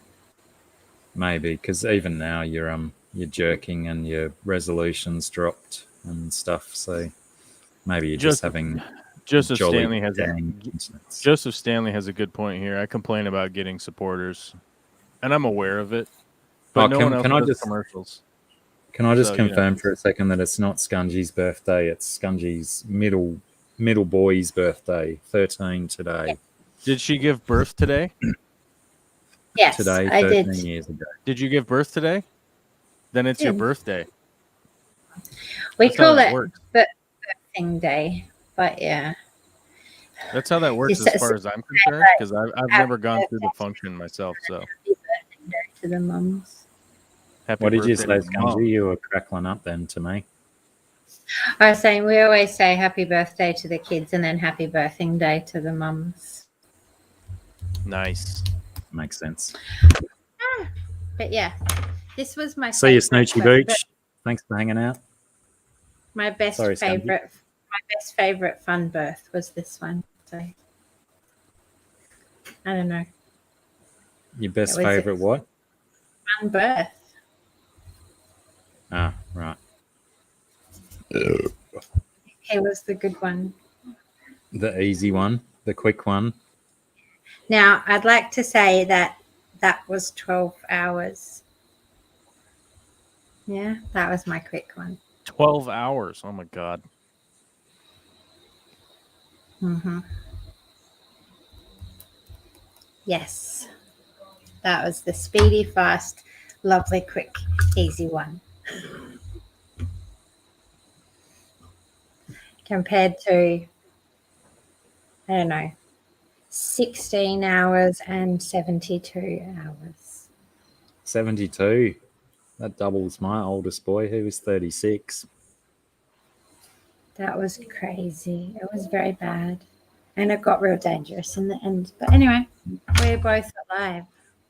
How the It's fuck all did they good. let you go 72 hours? It was completely fucked. And it was until my sister, who was like studying nursing at the time, was going out and yelling at them that the baby was going to die and stuff because she could see all the signs of what was happening. And they finally, rushed me in and did an operation. Dee Dee's just arrived. Before Scungy goes, Dee Dee, did you receive your Scungy artwork yet? Stephen P got his. What year were you born in, Stephen P? My oldest boy was 98, baby. Surely you weren't born in 98. I think Stephen P was born in 2003. No, that's the year he graduated high school from seeing him on Fishy Biz's show yesterday. Oh, That's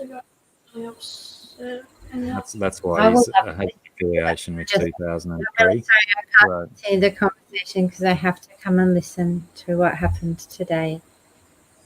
Dee Dee has received her artwork and she actually opened it live on the morning show, I believe, on the Mains, Tails, Furs and Fins channel. That show occurs. I don't even know what's going on. Thank you. That's lovely. I'm really sorry, but I have an upset child who's come from school, and I've told him I won't listen to him. I'll say goodbye to you first. So I'm going to say goodbye. Thank you. Mwah. I'll All see right, you good around. luck. Love you. Awkward. You say you love you and you don't get one back. Ooh. Yeah, well. Oh, my earrings stink. Why did I put that to my nose? I knew that they're greasy. Nice. This part, I'm going to have to go back to that morning show episode because that morning show episode never airs when I can watch it. Lots of live streams happen like that. The benefits of being in Australia. Right, so how bloody good was Cad Bane, eh? Hold on. You guys kept making me hold on, so I'm making you hold on. I'm messaging my boss back. I'm almost perpetually holding on.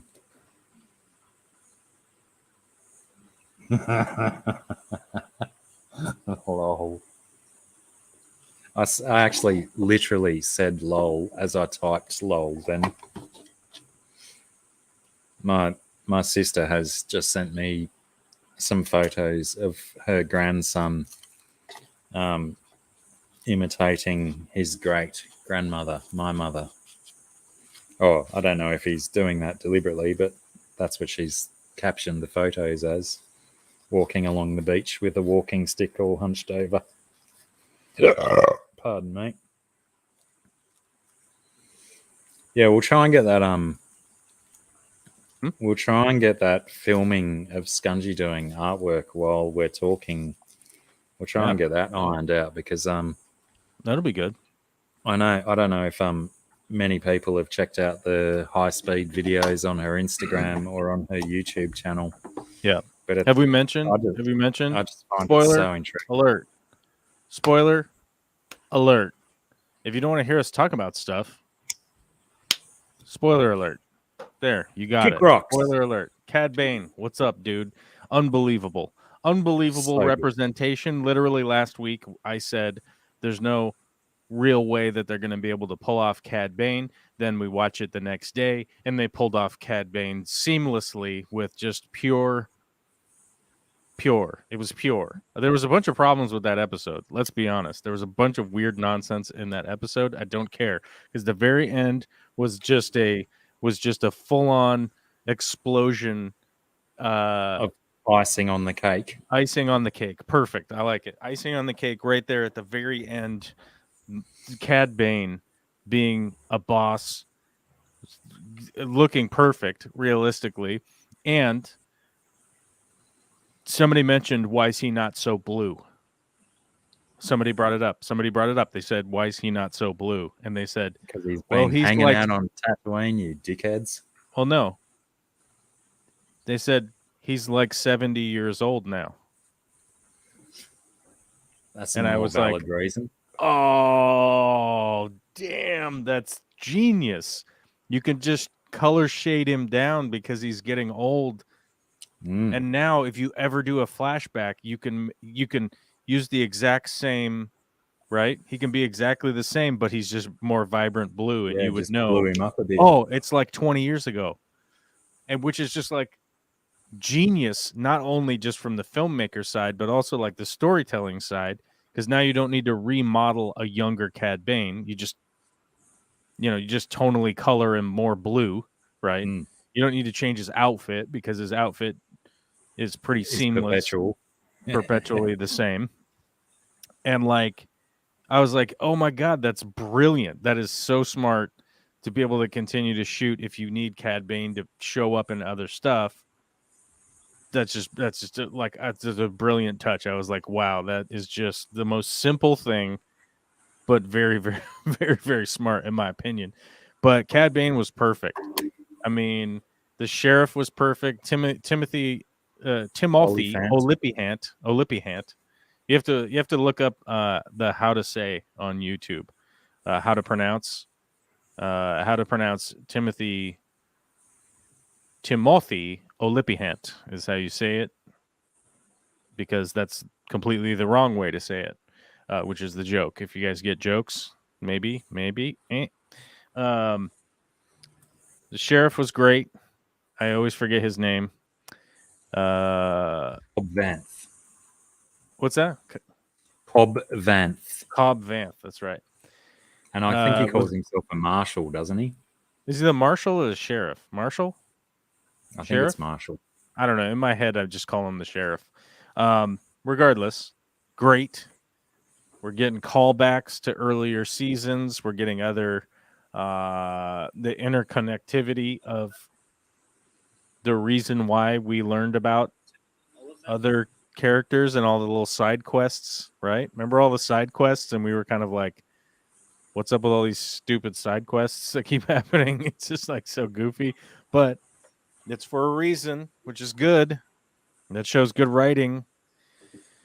Really well DD, done. I know take the people were batteries out and try again. like, did you get the vibe that people were like all pissed that Boba Fett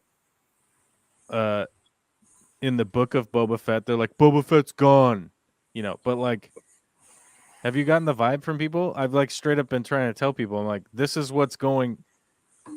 If all these characters show up out of the blue, it makes no sense. Yeah, right? yeah. And Which is people are ultimately, ridiculously... the problem. It's ultimately the problem as to like, why did Luke Skywalker suddenly show up at the end of season 2 of Mandalorian? That makes no sense. There was no lead up to that at all. Which is supposed to be like, oh, we pulled the curtain back and we got you, but it was more like, oh, we didn't really want to have Luke be in here because we couldn't figure out how to do Luke and make him look realistic. We're going to have a massive last episode. We actually have to introduce all these people properly. Which actually, after the fact, they had to hire a guy from YouTube in order to make Luke Skywalker look like Luke Skywalker, which is why he actually looks pretty correct now. Did you know about that?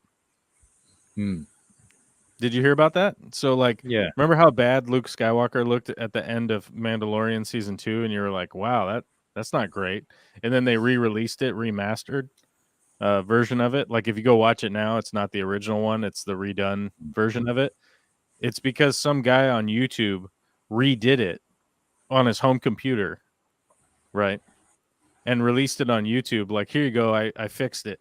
And they got a hold of that guy, and they're like, "You're hired. Come work."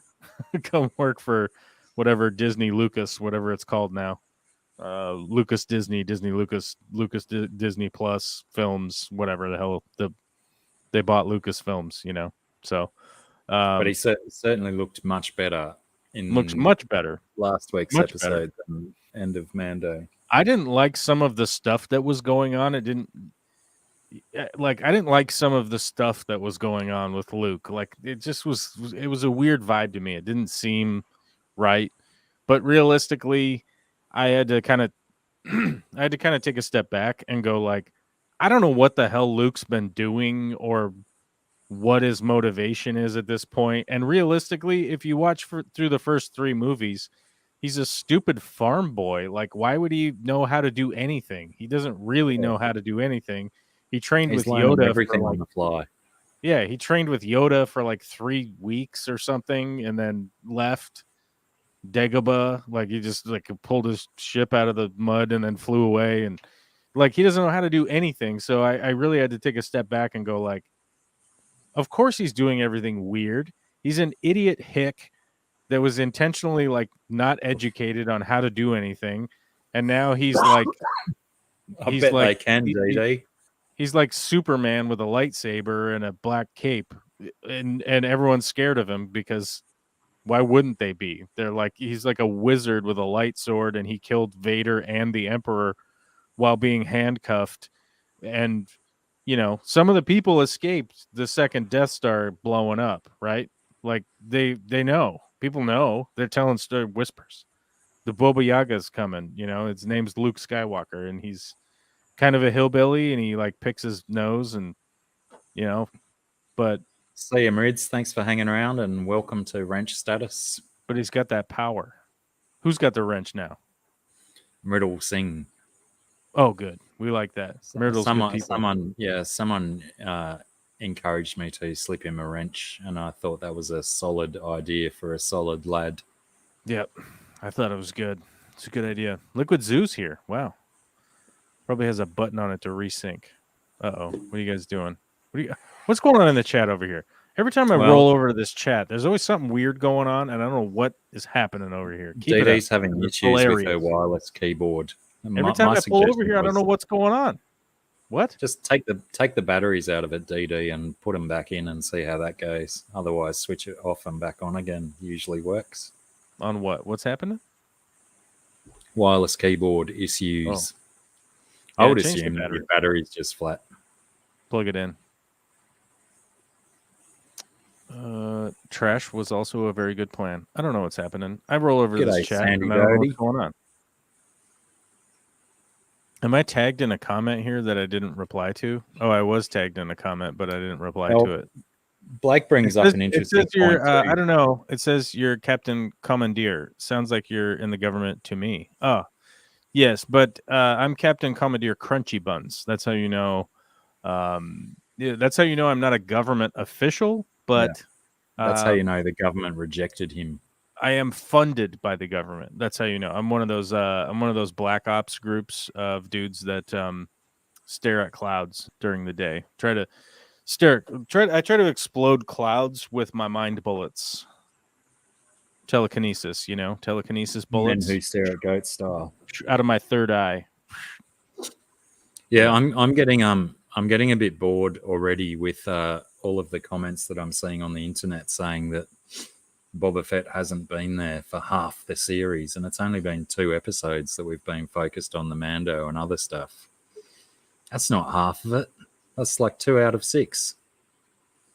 That's 1/3. 1/3 Mando content. It's like, fucking do your maths, people.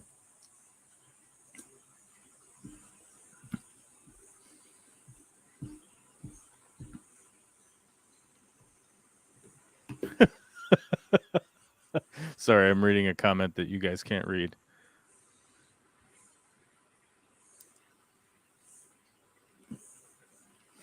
Yeah, I think he'll keep both pieces, and Luke will have to relent on his demands because he knows that he needs Grogu to get his academy rolling. He won't force him to not do one or the other. Plus, I think the people need to see him in that chainmail skirt or dress or smock, whatever you want to call it.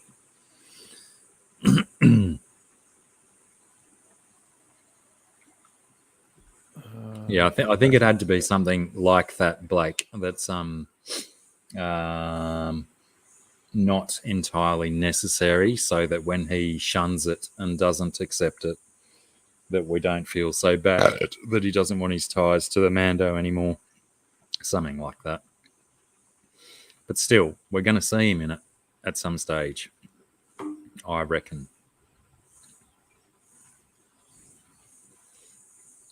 Oh, DD, that's unfair. But yeah, eagerly anticipating and hoping that the last episode we do not know. Yeah, hopefully it's not just a 45-minute episode. Hopefully we get like at least a movie length episode for the last one, because we got a lot of shit to cover, a lot of closure to create before we roll on to the Mandalorian season 3 with a bit of Obi-Wan in between. How much stuff I think we have to get done in this book of Boba Fett before it finishes up. You know, it's got to be a decent length episode to keep us happy.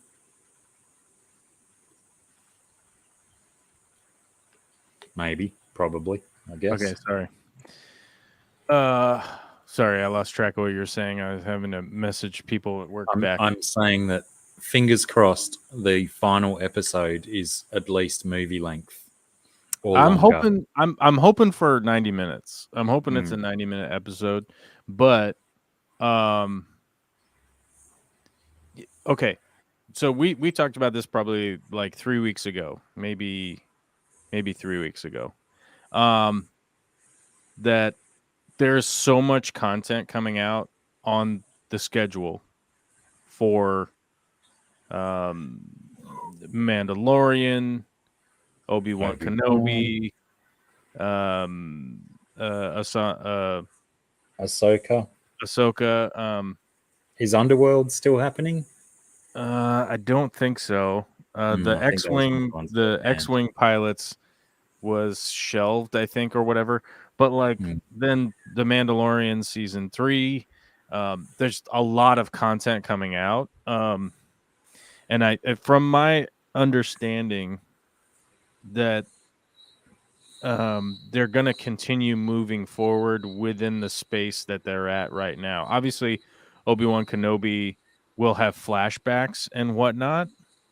But I think Obi-Wan Kenobi is going to sort of tie in with the Sand People vibe, all that stuff, right? So my thing is like, even if this episode is only like 50 minutes long and it's Robert Rodriguez shoots it and it's mainly just action and stuff happens and it just happens to be the end of the season, like we have a lot of content that's going to continue to churn out from Filoni and Jon Favreau and Dallas Howard. Like they've brought on a lot of really talented directors, a lot of talented writers. Like the method of shooting has really become refined, like how they're shooting all these episodes with the new technology and stuff. Like that's, even if this is like kind of a bummer final episode in the fact that like maybe there's not a whole, like maybe it's not everything that we hope it to be. It's like, oh wow, we have to wait a month and then the next stuff starts up again. Like, because we know that they're already, I think the Mandalorian's already done shooting. Obi-Wan Kenobi is almost done editing, which means that's coming out very soon. They said early spring, so that's like a month from now or something or so. Nah, well, apparently there was a leak that said it was going to be May, and then the guy that did the leak said no, that's a comic book that's coming out in May, but the Obi-Wan Right. show won't be long after that. So I expect it'll be either late May, sometime in June, based on what I read. But yeah, I think the only interaction that could possibly happen between Obi-Wan and Boba Fett is potentially in flashbacks because the timelines don't add up. Like Obi-Wan was there considerably earlier than when Book of Boba Fett and Mando's happening. Yeah, so the next movie that's coming out is directed by Taika Waititi, who got to shoot some of the Mandalorian episodes. They're getting rid of bringing in idiots like Ryan Johnson. They're getting rid of idiots like J.J. Abrams who come in and they make a movie by themselves that doesn't tie into the story. They're getting rid of that. They're not doing that anymore. They're like, look, Yeah, I think they've proved that getting dudes who are absolute fans and master craftsmen is the best way to go. Yeah, and those movies were just such a bad idea.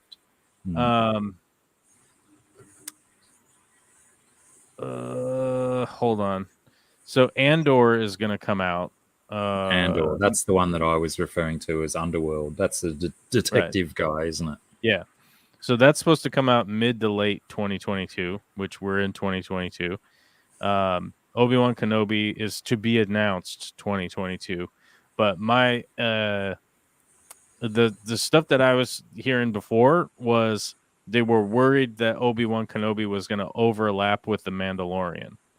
So because of this, everything that's coming out, they're trying to pace everything to make sense. And so my guess is that that's gonna come out like sooner than we think. Rangers of the Republic, that's the X-Wing one, is on hold. But who knows if that is gonna come out or not. I don't really care what the X-Wing fighter pilots are going to do. And I think they had an idea and they had some scripts. And then I think when they kind of leaked it, I think most people like me were like, I don't care what those guys do. They're not wizards. It doesn't matter to me. Like, they're some pilots. I don't want to learn about pilots. You can't replace Han Solo. You can't even make a movie about Han Solo that's any good. So what are we going to make a TV show about knockoff Han Solo pilot characters? No, don't do that. I think if they did the X-Wing pilot one, Rangers or whatever they want to call it, I think it'd just be like a space age Chips. You know, that old show about the motorcycle cops. They'd just be running around. Yeah. So breaking up spice Ahsoka, as far as I know, like Ahsoka has filmed a bunch of stuff, but the series filming is supposed to begin in soon. It's the next one that's on like the shooting schedule. Then the shooting schedule after that is the Acolyte. That's the one that's set a fair while ago, isn't it? Right. 200 or so years before the Battle of Yavin. So that one should be interesting. It's supposed to be 8 episodes. That's supposed to shoot after Ahsoka. And then the Lando stuff, but nobody really knows what's going on with the Lando stuff. I remember they have a showrunner and they have stuff going on, but they don't really know. Yeah, I think it's mostly speculation at the moment, that one. Yeah, but of course, like the Mandalorian season 3 is in here, which has already been filmed. That's already in the can. It's going to be released sometime in 2022. So, like, the releases in 2022 are the Book of Boba Fett, Mandalorian season 3, Andor, Obi-Wan Kenobi, right? So that's going to like really encapsulate like a lot of this year. So if you think about it, like every quarter we're going to basically have a season of something to watch, which is wild to think about, right? So like right now for us it's winter, so the winter season is the Book of Boba Fett, and my guess, then you go to Obi-Wan Kenobi, right? Then the Mandalorian comes back, or Andor. Not really sure how you're going to do it, but we're basically going to have something for every season this year, which is just wild to think about, because you and I, we're used to the release schedule of like, oh, they made a movie, it's coming out 4 years from now, or we wait 12 years while nothing happens, right? So in my opinion, I'm going like, there's so much stuff coming out. This is wild, and that's cool. That's cool with me, of just going like, oh my god, I have to wait a month. Wait, how long is a month? 4 weeks. I have to wait 4 weeks, not 4 years. Yeah, I think I could finish a bachelor's degree before the next thing comes out. Like, that's the problematic thing about the recent scheduling, is that people are going to become used to receiving content 3 or 4 times a year, whereas that's like you say, in the past. But that's the reasoning behind bringing in all of these talented directors, because the shooting schedule for them is like 6 weeks, I think 6 weeks or 8 weeks. Maybe it's even, I think it's 6 weeks. So you got to think like they're going to work on the story, scripting, storyboards, blah, blah, blah, for probably like the 12 weeks before that, sort of at least. Obviously scripts are going to be way before that, but they're going to solidify everything with the cinematographer, blah, blah, blah, all that. They're going to get all the design done. Then you shoot for like 6 weeks. Then you go into post. But most of the post now is realistically not done the way that it was before. So now a director can be remote. You can be work from home. You can get all of the post stuff sent to you from the team that's working on all the post. You can go over it. You can move things around. You can make the changes that you need to make, send it back off to those guys. You don't have to like be at a studio, like walking around like, I think the next shot should be a little darker, guys. So I guess the next 2 days you'll be working on grading that so it's a little bit darker, right? Like that's literally a guy going, all right, hold on, let me do this, let me do that, let me re-render it. Hold on, it's going to be what? But nowadays the director doesn't even have to be there anymore. You can be just remote. So you can get a guy like Taika Waititi, occupy 3 months out of his year to work on this. You still have 9 months to work on other projects or Marvel movies or whatever the hell he's going to do. And just check his email. You can bring in all these like really talented directors like Dallas Howard, which maybe people don't like her or whatever. Fine. But she still is a big name. She does a pretty good job. But you bring in all these like pretty talented directors, you're not going to tire out one person, right? Which is, and like, she's a ginger with blue eyes. Don't forget it's the problem with having J.J. Abrams like make every movie for you. You got one dude who's trying to do all this stuff. And it's ridiculous. The guy isn't that smart. Let's be honest. I mean, he's smart, but he's not that smart. But even in this situation, you've got Jon Favreau, who's super talented. You got Dave Filoni, who's just like a super nerd and can call George Lucas and go like, hey, man, I know you're retired and I know you sold the company, but what do you think about this with Cad Bane coming in, blah, blah, blah. And he just goes like, yeah, I don't know. Cad Bane was like, I wrote it down on a napkin this one time when I was at Denny's eating the moons over my hammy and didn't really think he was going to be a character. So, yeah, kind of do whatever, guys. I'm retired now. Have you heard him talk about Boba Fett? Well, he was just kind of one of the minions, and then people just liked him. So I don't really... I rolled with it. I don't know. You're just like... Man, you just stumbled into something like an idiot. Stumbled into millions. Yeah, it's just he was just gonna be one of Vader's minions, and be hanging around, and he didn't really have any words to say because he wasn't really a character. He was just sort of a statue that said stuff every once in a while. And you're like, this is where Jar Jar Binks came from. If I wasn't looking at the screen. Hang on, I'd have to be. Why are looking we at always this. yelling? Says I have a Kickstarter to raise money to kick Jar Jar Abrams in the nuts. Actually, you should start a Kickstarter to make Jar Jar Abrams the movie, and we can work on that. I got some cameras, I got some equipment. You know, I got some talent, not much. We've been waiting for a solid film idea for a while. That one seems great. Yeah, we can And make I a Jar do Jar want to Abrams say that movie. your George Lucas impression was pretty tidy with your plaid shirt on. I gotta get the neck. I gotta get the neck going. It's hard to do. You know, I gotta get that tight beard with the big neck. All the quality takes practice. Mm-hmm. I don't believe Cobb Vanth is dead. I believe because of the way the residents of the town were milling over him, and one of them said we need a stent or something. Whatever, it wasn't a stent because I know a stent is our medical equipment, but he needed something, and they were working tirelessly. And plus, he got shot in in either the gut or the shoulder or something. It's not like he took 6 or 7 shots like that annoying deputy did. That guy had to go. He was tedious.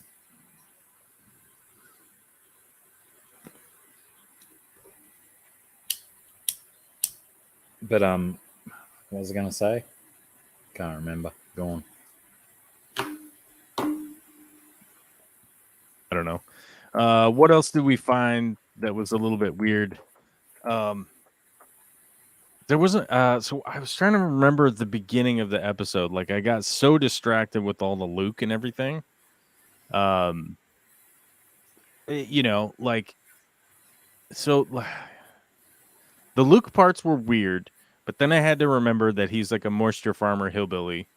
You know, and I was like, okay, just have to think about it that way. That like he's a weird dude, and he's had no formal anything ever, right? Like, okay, so maybe he's just being weird. But then we get to this part where he's got to choose to eliminate, like, you know, get rid of the Mandalorian or take the lightsaber for Grogu, right? Which, Well, I think the reason he was pushing that was because he now understands that attachment that he felt in right. episodes 5 and 6 may have been some of his downfall. Okay. So now he knows that I will- through experience that he needs to communicate that to his Padawans. I will agree that you could piece those things together, right? Because the overworld knowledge that you have, right? Like, we know that Luke Skywalker's a good guy. Moff Gideon thinks he's the devil incarnate, all-powerful devil man, right? In reality, if we think about it, he's basically had no training. He hung out with Yoda for a little bit, right? None of the teachings that Yoda was trying to teach him, he really took seriously. He literally just was like, never mind, I'll be back. Took off, Yoda died, and that was that. In essence, he got better training from Vader in their 2 lightsaber battles than he did from Yoda. Apparently. So, but then I was thinking back, and I go like, yeah, but the lightsaber battles and the times that he ever talked to Vader, Vader was just like, let the hate grow. You know, he was just like, let the hate flow through you, you know, but that was more the Emperor. Like, and Vader was kind of just like, yeah, good. You're powerful. I like it, you know, which was kind of weirdly kinky coming from your dad. Like, I don't know, it's just a little bizarre. But, you know, like, I was trying to think, like, where would he have learned, like, oh, you know, you got to get to the point where you've learned all this stuff and then now you got to let go of detachment or whatever. But is this supposed to be after Order 66? Yes. Right? Most definitely. So he supposedly had the temple before, right? No. Was he involved in the temple before? When No. Order 6? Oh no, this is just way after Order 66 because this is way after, yeah. right. I don't. So- Luke wasn't even. He was Right. born just briefly before Order 66. Okay, that's Or right. That's while right. it That's was right. occurring. Yeah. I'm getting a little mixed up here. But this is after Order 66. So Luke has never come in contact with a school or any of the books or anything except for the little bit of time that he hung out with Yoda when he didn't even know who Yoda was or what a Jedi is or anything like that, right? I'm just like, where is he coming up with all of this like ceremony and things that I don't know where he's got them from. Oh my god. Oh, spoiler alert, guys. Spoiler alert. Darth Vader is Luke Skywalker's dad. Dang. Spoiler alert. Spoiler To alert. be fair, Man, I'm sorry. we did preface this discussion with a spoiler alert. That's true. I already did put the spoiler alert out there. Yeah. It's true. Facts. True facts. But so that was kind of the thing that threw me out of it is like, why is Luke have all these ceremonial type things? What's going on here? Right? Like that was the thing that kind of, I was like, what, why? And then somebody had a theory that he's going to choose the lightsaber and then Luke's going to choose to give him the shirt anyhow. Yeah. Like if he makes the choice, then he's going to be like, well, here's your chainmail shirt. You made the right choice. Now you can have both. Now you can just have both, buddy. But it's kind of weird because like, and I was thinking about it that, you know, Yoda told Luke, you got to like, let your feelings go away or whatever, you know, in the 3 weeks he was there. But he didn't take it seriously. And he ran off and he chased his emotions and he was wildly rewarded by chasing his emotions out there. He saved his sister. He saved Han Solo. He took out the bad guys. He blew up the base. He took down the Empire. He did all that stuff by chasing his emotions. And I would think that like, here we are a few years later. Why would he ever have the interpretation that like, yeah, you must let your emotions go because I just totally let all my emotions go. And then, but I really didn't. I just went chasing after everybody when Yoda told me not to, even though he was like super magic wizard that could see the future and was telling me to not do that. You know, it's just, I can only assume that it's, as someone else mentioned previously in the chat, that potentially he's still communing with the Force ghosts of Obi-Wan and Yoda and Vader and potentially Qui-Gon.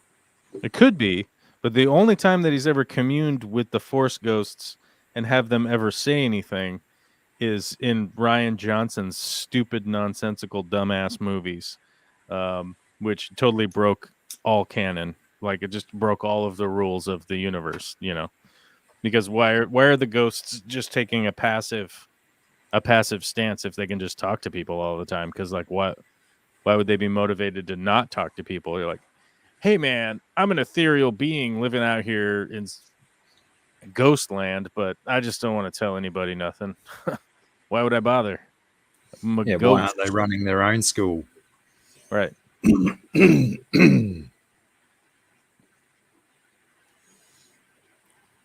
No, I don't. Huawei, it's an affectionate term. Aubrey says, but he meets Ahsoka and knew Anakin who knew Anakin and Obi-Wan, which that's is a pretty true. good point. Like she could have taught him some stuff. She seems in their little their bit in the most recent episode. Well, it's kind of strange though because this is Ahsoka like long after all the crazy nonsense that she's been through because she has both white lightsabers, right? Yeah, but they still seem to have like a relationship where he looks upon her as some kind of mentor or something. So potentially he has learned a bit from her in their time together. Well, no, that's the other way around.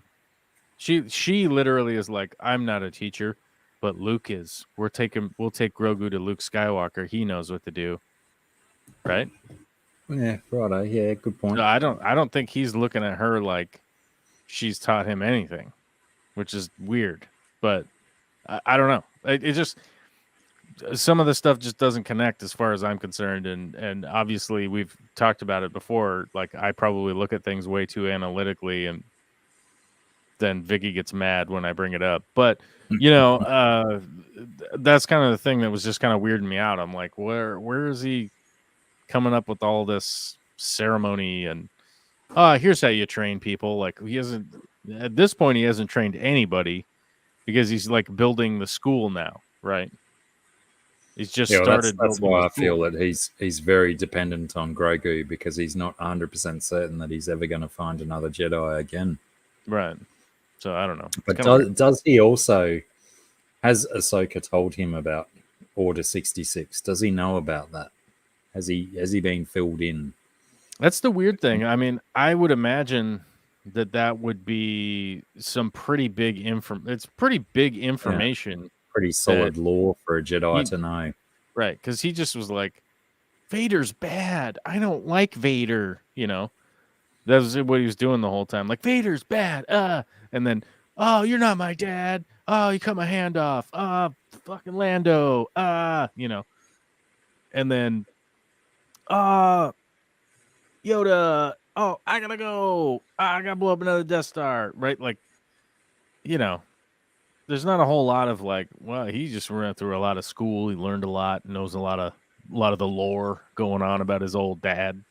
And that would be weird to like find out like, yeah, well, your dad was in love with this lady and she had a sandy vagina and the sand got everywhere and they were just trying to hump and they had twins and but apparently that's but Obi-Wan cut sand. his arms and his legs off in a lava fight situation. He had the high ground, so like of course he's gonna cut his arms and his legs off and then leave him for dead, but then he's not gonna die because the Emperor saved him and then turned him into a robot. But he like intentionally had like bad technology in order for him to like be tormented forever so that he could harness the dark side of the Force better. Like it would be weird that she would have told him all of that stuff, and then he'd just be like, well, okay, right. Yeah. Aubrey has a good point too, that R2 could have been teaching him stuff, telling him things, playing him vids on the YouTubes of how to do but I don't stuff. know if R2-D2 like knew anything. I mean, it seems like he knows a lot, but he doesn't tell anybody anything. He's always like all super coy as far as we know. Maybe respond to his beats. Maybe in tonight's episode we might be treated to a montage of R2 teaching Luke some things.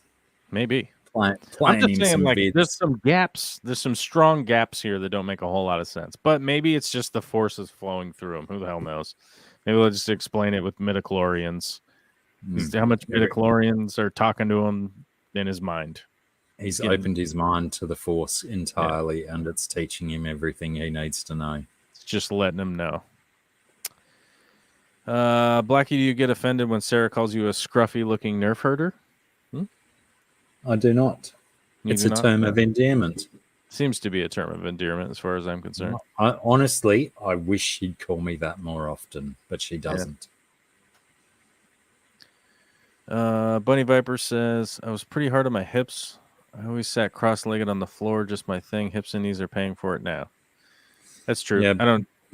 Bunny Viper and Hippie John have been having a conversation about their ADHD and medications that they take and which to choose and stuff. It's a bummer when one of your medications negates the effect of the other one, or you've got to choose one over the other, especially if they're both beneficial. So yeah, it sucks you guys are going through that. And like you say, sometimes you've got to decide, do I pick my body or do I pick my brain? Maybe a little of both. 6 months of body, 6 months of brain. Because unfortunately, you need both of them to get through your entire life.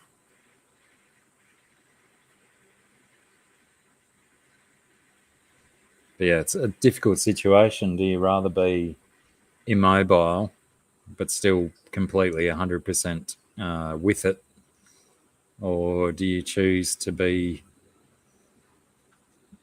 not active? No, hang on, what's the opposite? completely being able to do stuff, but not 100% upstairs correct. But yeah, I hope you guys work it out. Often trying to balance medications, I believe, is a massive struggle for a lot of people these days, because a lot of us are on multiple different meds and whatnot, and a lot of them interact in mysterious ways that mess us up even more than whatever we're trying to treat does. So yeah, good luck, Bunny and Hippie John. I hope you get your shit sorted out with your meds.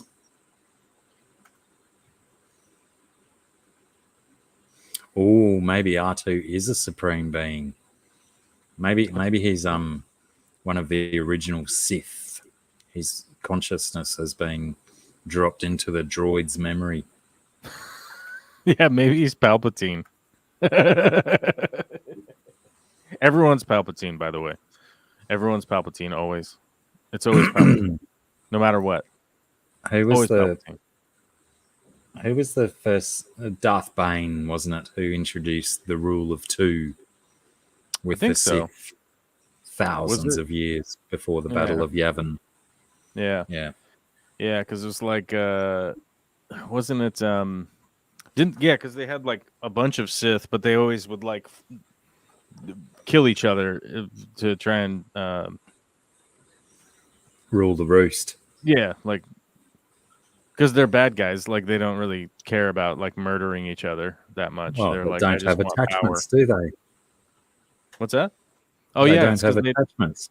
That's right, because they don't have any attachments. Good point. They devoid themselves of emotion and whatnot. That's so right. it matters not as long as they're in control. Yep. Who was saying it earlier? Somebody was saying it earlier because I they were like, yeah, Joseph was saying it. Whenever I'm complaining about not having enough YouTube members, like, so I'm gonna do it now because nobody ever does anything for commercials for my YouTube channel. My YouTube channel is monetized, so if you guys want to help support, you can join up by clicking on that link, and you can head over and you can pay money for me to make, hopefully, make what was it, Jar Jar, Jar Jar Abrams, Jar Jar Abrams, the cinematic masterpiece. It's coming to something. I'd like to see that movie made. It's coming to a YouTube near you for free. If you guys fund it, but that's how it goes. One of the reasons that, and I actually, it popped into my head, and I just wanted to respond to it because I believe I didn't get cut off, or I believe I didn't have a chance to like kind of explain myself, because people get upset that I do commercials on my live stream for my channel. My reasoning behind it is nobody else does commercials for my channel, and I can't even afford to make commercials and put them onto other people's YouTube videos. I've looked into it. I know how much it costs, and it's just throwing money into outer space at this point for a creator like me who doesn't have a lot of resources. So if you're a member, say, on somebody who has 1 million YouTube subscribers, they don't need your membership. Those guys don't need your membership. People with 1 million YouTube subs, they don't need you to be a member on their channel. But somebody with 10, 20, 30,000 subs, those are the people that you need to be members on. Those are the people that I sponsor myself when channels get huge. And a perfect example of that is Fish for Thought. I was his first patron when he was starting out. I was his first Patreon guy at $10 a month. And now he's got like, I don't know, 500,000 subs or something like that. I don't sponsor him anymore because he doesn't need it. Right. So I converted that over to enough ad revenue at that much, isn't it? Yeah. And so somebody like me who's making content and doing stuff, it really means a lot when people are trying to sponsor it and do it. And the people that generally are the ones that have lots of members and lots of sponsors really kind of don't need it, to be honest with you. So do you know if has there been a crackdown or a change in YouTube's demonetizing policy? Because I've heard a couple of YouTubers that I watch saying that their videos are getting demonetized at a highly irregular rate than what they used to. Lots of things get demonetized now as the system continues to grow and get better at highlighting things that advertisers don't want in it. You know, it the system is growing smarter. The Skynet is getting bigger, and you know, just a little while ago, I put like 10 seconds of the girl from Ipanema, that song, do, do, do, do, do, do, do, at the end of a 2-hour live stream. And that whole stream was demonetized and was sending the revenue to the copyright holders of the 10 seconds of a song that I played. Even though all of the other songs that I play, I pay for the copyright. I just, as a gaffe, I was talking to Alyssa and was like, this is the song here. And we listened to like 10 seconds of the middle of the song. And it was like, oh, yep, that's ours now. That's our money. It goes to those guys. So it's just the system is getting better at picking up copyright infringement. Yeah. And because of that, it's getting better at picking up that you said butt fart in your live stream or whatever. And whatever company doesn't want their advertisements to play on that. So they're like, sorry, but you lost your monetization. It's interesting because like I'm going to use the channel Aussie Man Reviews as an example. Mm-hmm. He said in one of his recent videos that lots of his videos already this year are being demonetized. And it's like, don't they then, doesn't the responsibility fall on YouTube to present channels with advertisers that know their thing, you know, like are they demonetizing because they're just doing this general all over, all encompassing advertising thing? Yes. Instead of saying that all the viewers of Aussie Man knows that he says fuck. Yeah. So look at it this way. Every little section of YouTube, right? So Aussie Man Reviews is a guy who swears a lot over video that he doesn't even make, right? It's literally like, here's what happened on the soccer pitch last week. A guy got hit in the balls with a soccer ball, and I'm going to make a video about it, right? So he's voicing over video that like he didn't make, which is fine. It is creative, it's funny, and he's a funny guy. But that's already one ding right there as far as advertisers go, that this isn't like an original piece of content, right? So that's one ding, essentially, of going like, well, that kind of downgrades the quality. Even though it's high volume, it sort of downgrades like where they're thinking they want their ads to show up. Also, he swears a lot, right? He's, as far as I know, Aussie Man swears a lot. There's a lot of swears in his video. That removes a whole bunch of advertisers that don't want to be an 18 plus, right? Now, you divvy that up amongst all the other creators that are making the same kind of content that he is, right? Which is basically, I'm voicing over a thing that happened, da-da-da-da. And then depending on the length and the retention, that's also going to play against how much ad dollars he's going to get paid, right? So the reality is that maybe if there was a pool of 10 advertisers that wanted to play on his video, it got shrunk down to 2, right? And then because there's only 2 advertisers, you can end up losing monetization because you haven't been approved for enough advertisers in the niche that you're at, minus those quality, that quality variance, right? Like this can't play for kids. So all of the cereals and whatever that ads we're gonna play, they don't apply to that, right? So what ends up happening is he'll probably get limited monetization, which is not completely demonetized. He'd get limited monetization, which most YouTubers go on like, I got demonetized, and it's like, it's yellow and it says limited monetization, so you're actually just getting paid less because there's not enough advertisers to show up willing to back your product. So the problem is like, the system has evolved and the system is getting smarter and smarter to be able to pay the rates that YouTube pays. YouTube pays the best rates compared to all the other platforms. Yeah. So it's more competitive. There's more people on YouTube. And like I said earlier, when you were saying that somebody was on somebody else's live stream, I'm like, I don't even know that those people have a live stream, right? Because there's so many in just the fish community. There's like, is there 1,000? There's easily 1,000. At Is there least. 10,000? Is there 10,000 live streams, podcasts, or Probably. whatever in just the fish community? Like, I don't know what the hell's going on, who's on where, and what's on second, and whatever's. I don't know what's going on. I don't have a clue. And So that's you amplify that to every niche out there, like that's what ends up happening.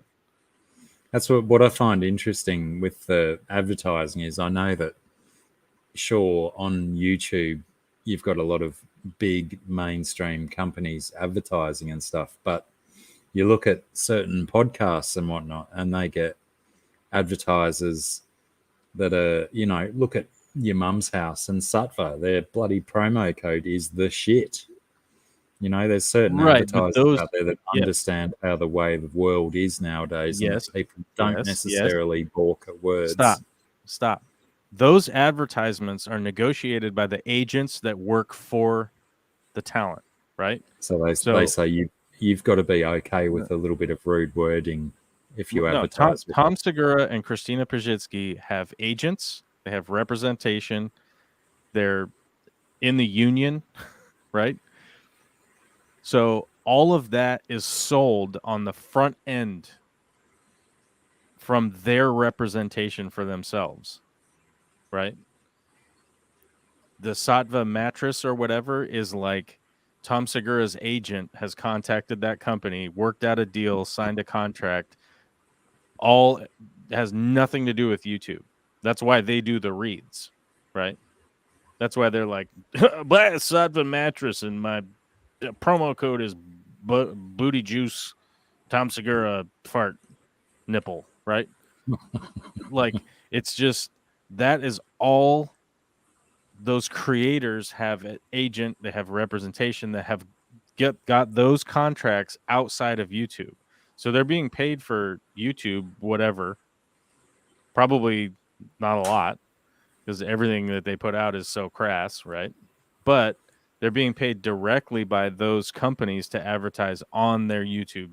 Yeah, well, I guess that's pretty much exactly what Aubrey's just said, that advertising and sponsored are completely different. Exactly. So like Sattva Mattress might go, we'll pay you $50,000 an episode to do 2 bumper ads on your podcast and it be a part of your podcast, right? So not only does it play on their podcast, it plays on their YouTube. It's in the YouTube video, right? It's in their video. It's not YouTube's advertising. It's Tom Segura and Christina Pajitsky's advertising that they've put into their show. So whereas their episode might get demonetized by YouTube, they're being paid X amount of money to do the podcast by those sponsors, right? Those direct sponsors that say, hey, we'll pay you $100,000 for this episode. We'll pay you this much for that episode, this much for that episode, depending on what it is. And they have, I guess following. They know what they're getting themselves into, like with people say, like Bill Burr, that does every one of his ad reads as if it's a comedy show. So Bill Burr's is a little bit different because Bill Burr has the Comedy Now network. Like, he's built a network that his agents, his representatives within his company go out and say, hey, Bill Burr has X amount of listeners. He has X amount of viewers on YouTube. He'll do an ad read that's 1.5 minutes long. Sell us the copy. That's why when he's like reading the copy, he's never even read it before. He's like, oh, this mattress farts. And what? He's literally reading it. He has no contact with any of that stuff. They just send him the copy and he looks it up on his computer the moment he's supposed to read it. Like, that's it. And then he tries to read it out loud. And that's the commercial that he just put in there because they paid him, $10,000 or whatever to put that ad in his podcast, which will be in there forever because it's a part of the show, right? So if Skittles, say, paid us right now and we did like a Skittles ad read, they would have just paid us directly, right? Which is what I've tried to explain to aquarium companies out there and stuff like that, and to be brutally honest with people, like I've been really close to getting sponsorship deals and stuff like that, and they're just like, nah, can we advertise with Corey? And I'm like, you can ask him. I don't think you want to pay his rates though. You know, because once you have like 1 million subscribers, I think Corey has like 750,000 or something like that. But when you have a giant channel, the number goes way up, and then they don't want to sponsor your channel anymore. Or they do want to sponsor your channel, and then, you know, but it's all weird, you know. Yes, and very interesting aspect of the online stuff is the advertising. Right. Yeah, it's all weird, you know.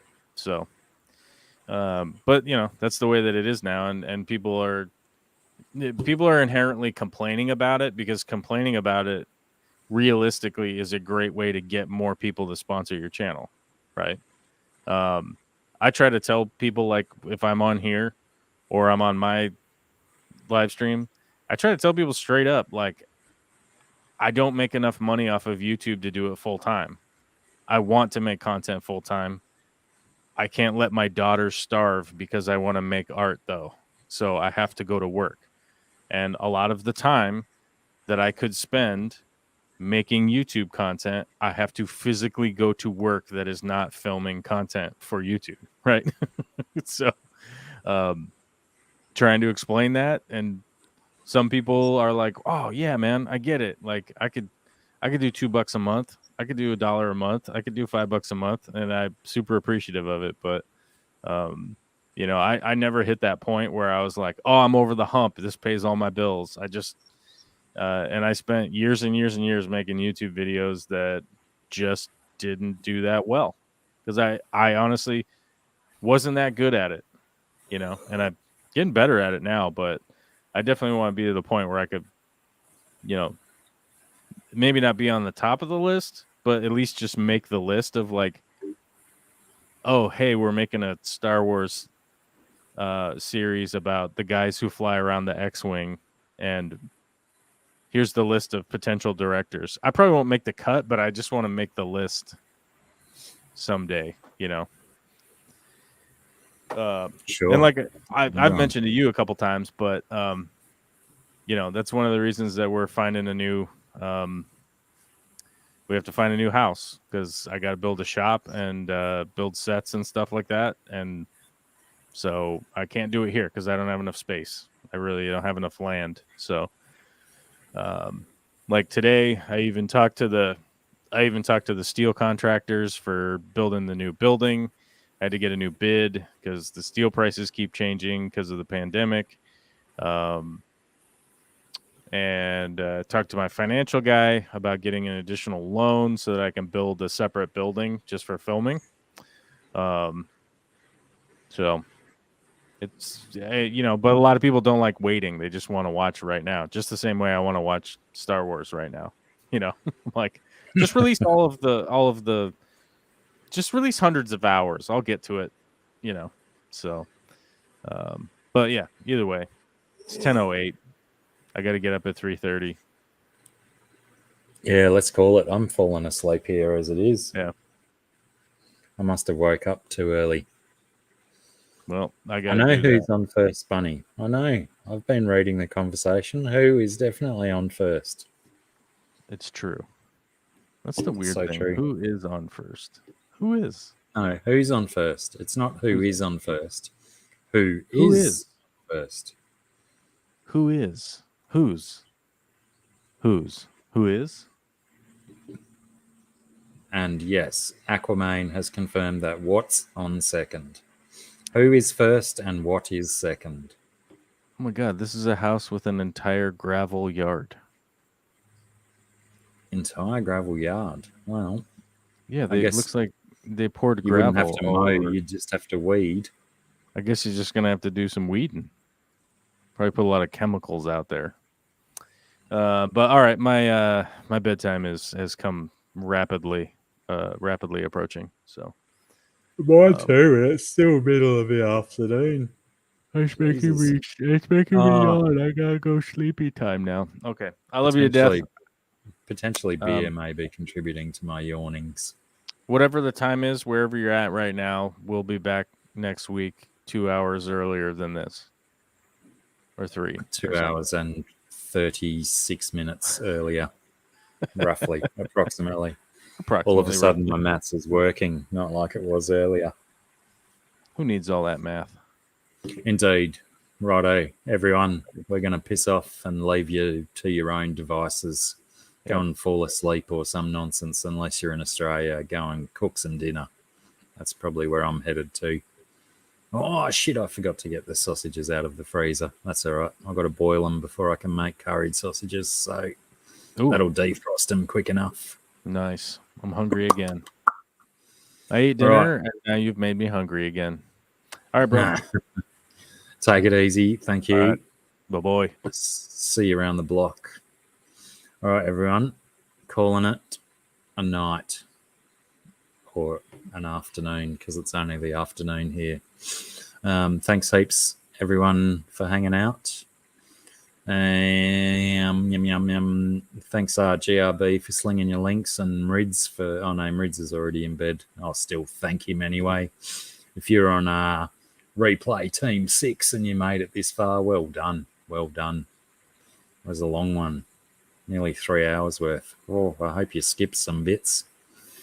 Take it easy, everyone. Thanks again for hanging out. It was a good show today. I quite enjoyed myself. Fingers crossed we'll get some scungy live action sketching going on next time if we sort that out. But it's been wonderful. It's been a splendid time with you all. Thanks heaps for hanging out. And, take it easy. Look after each other. And I'll see you when I'm looking at you as per usual.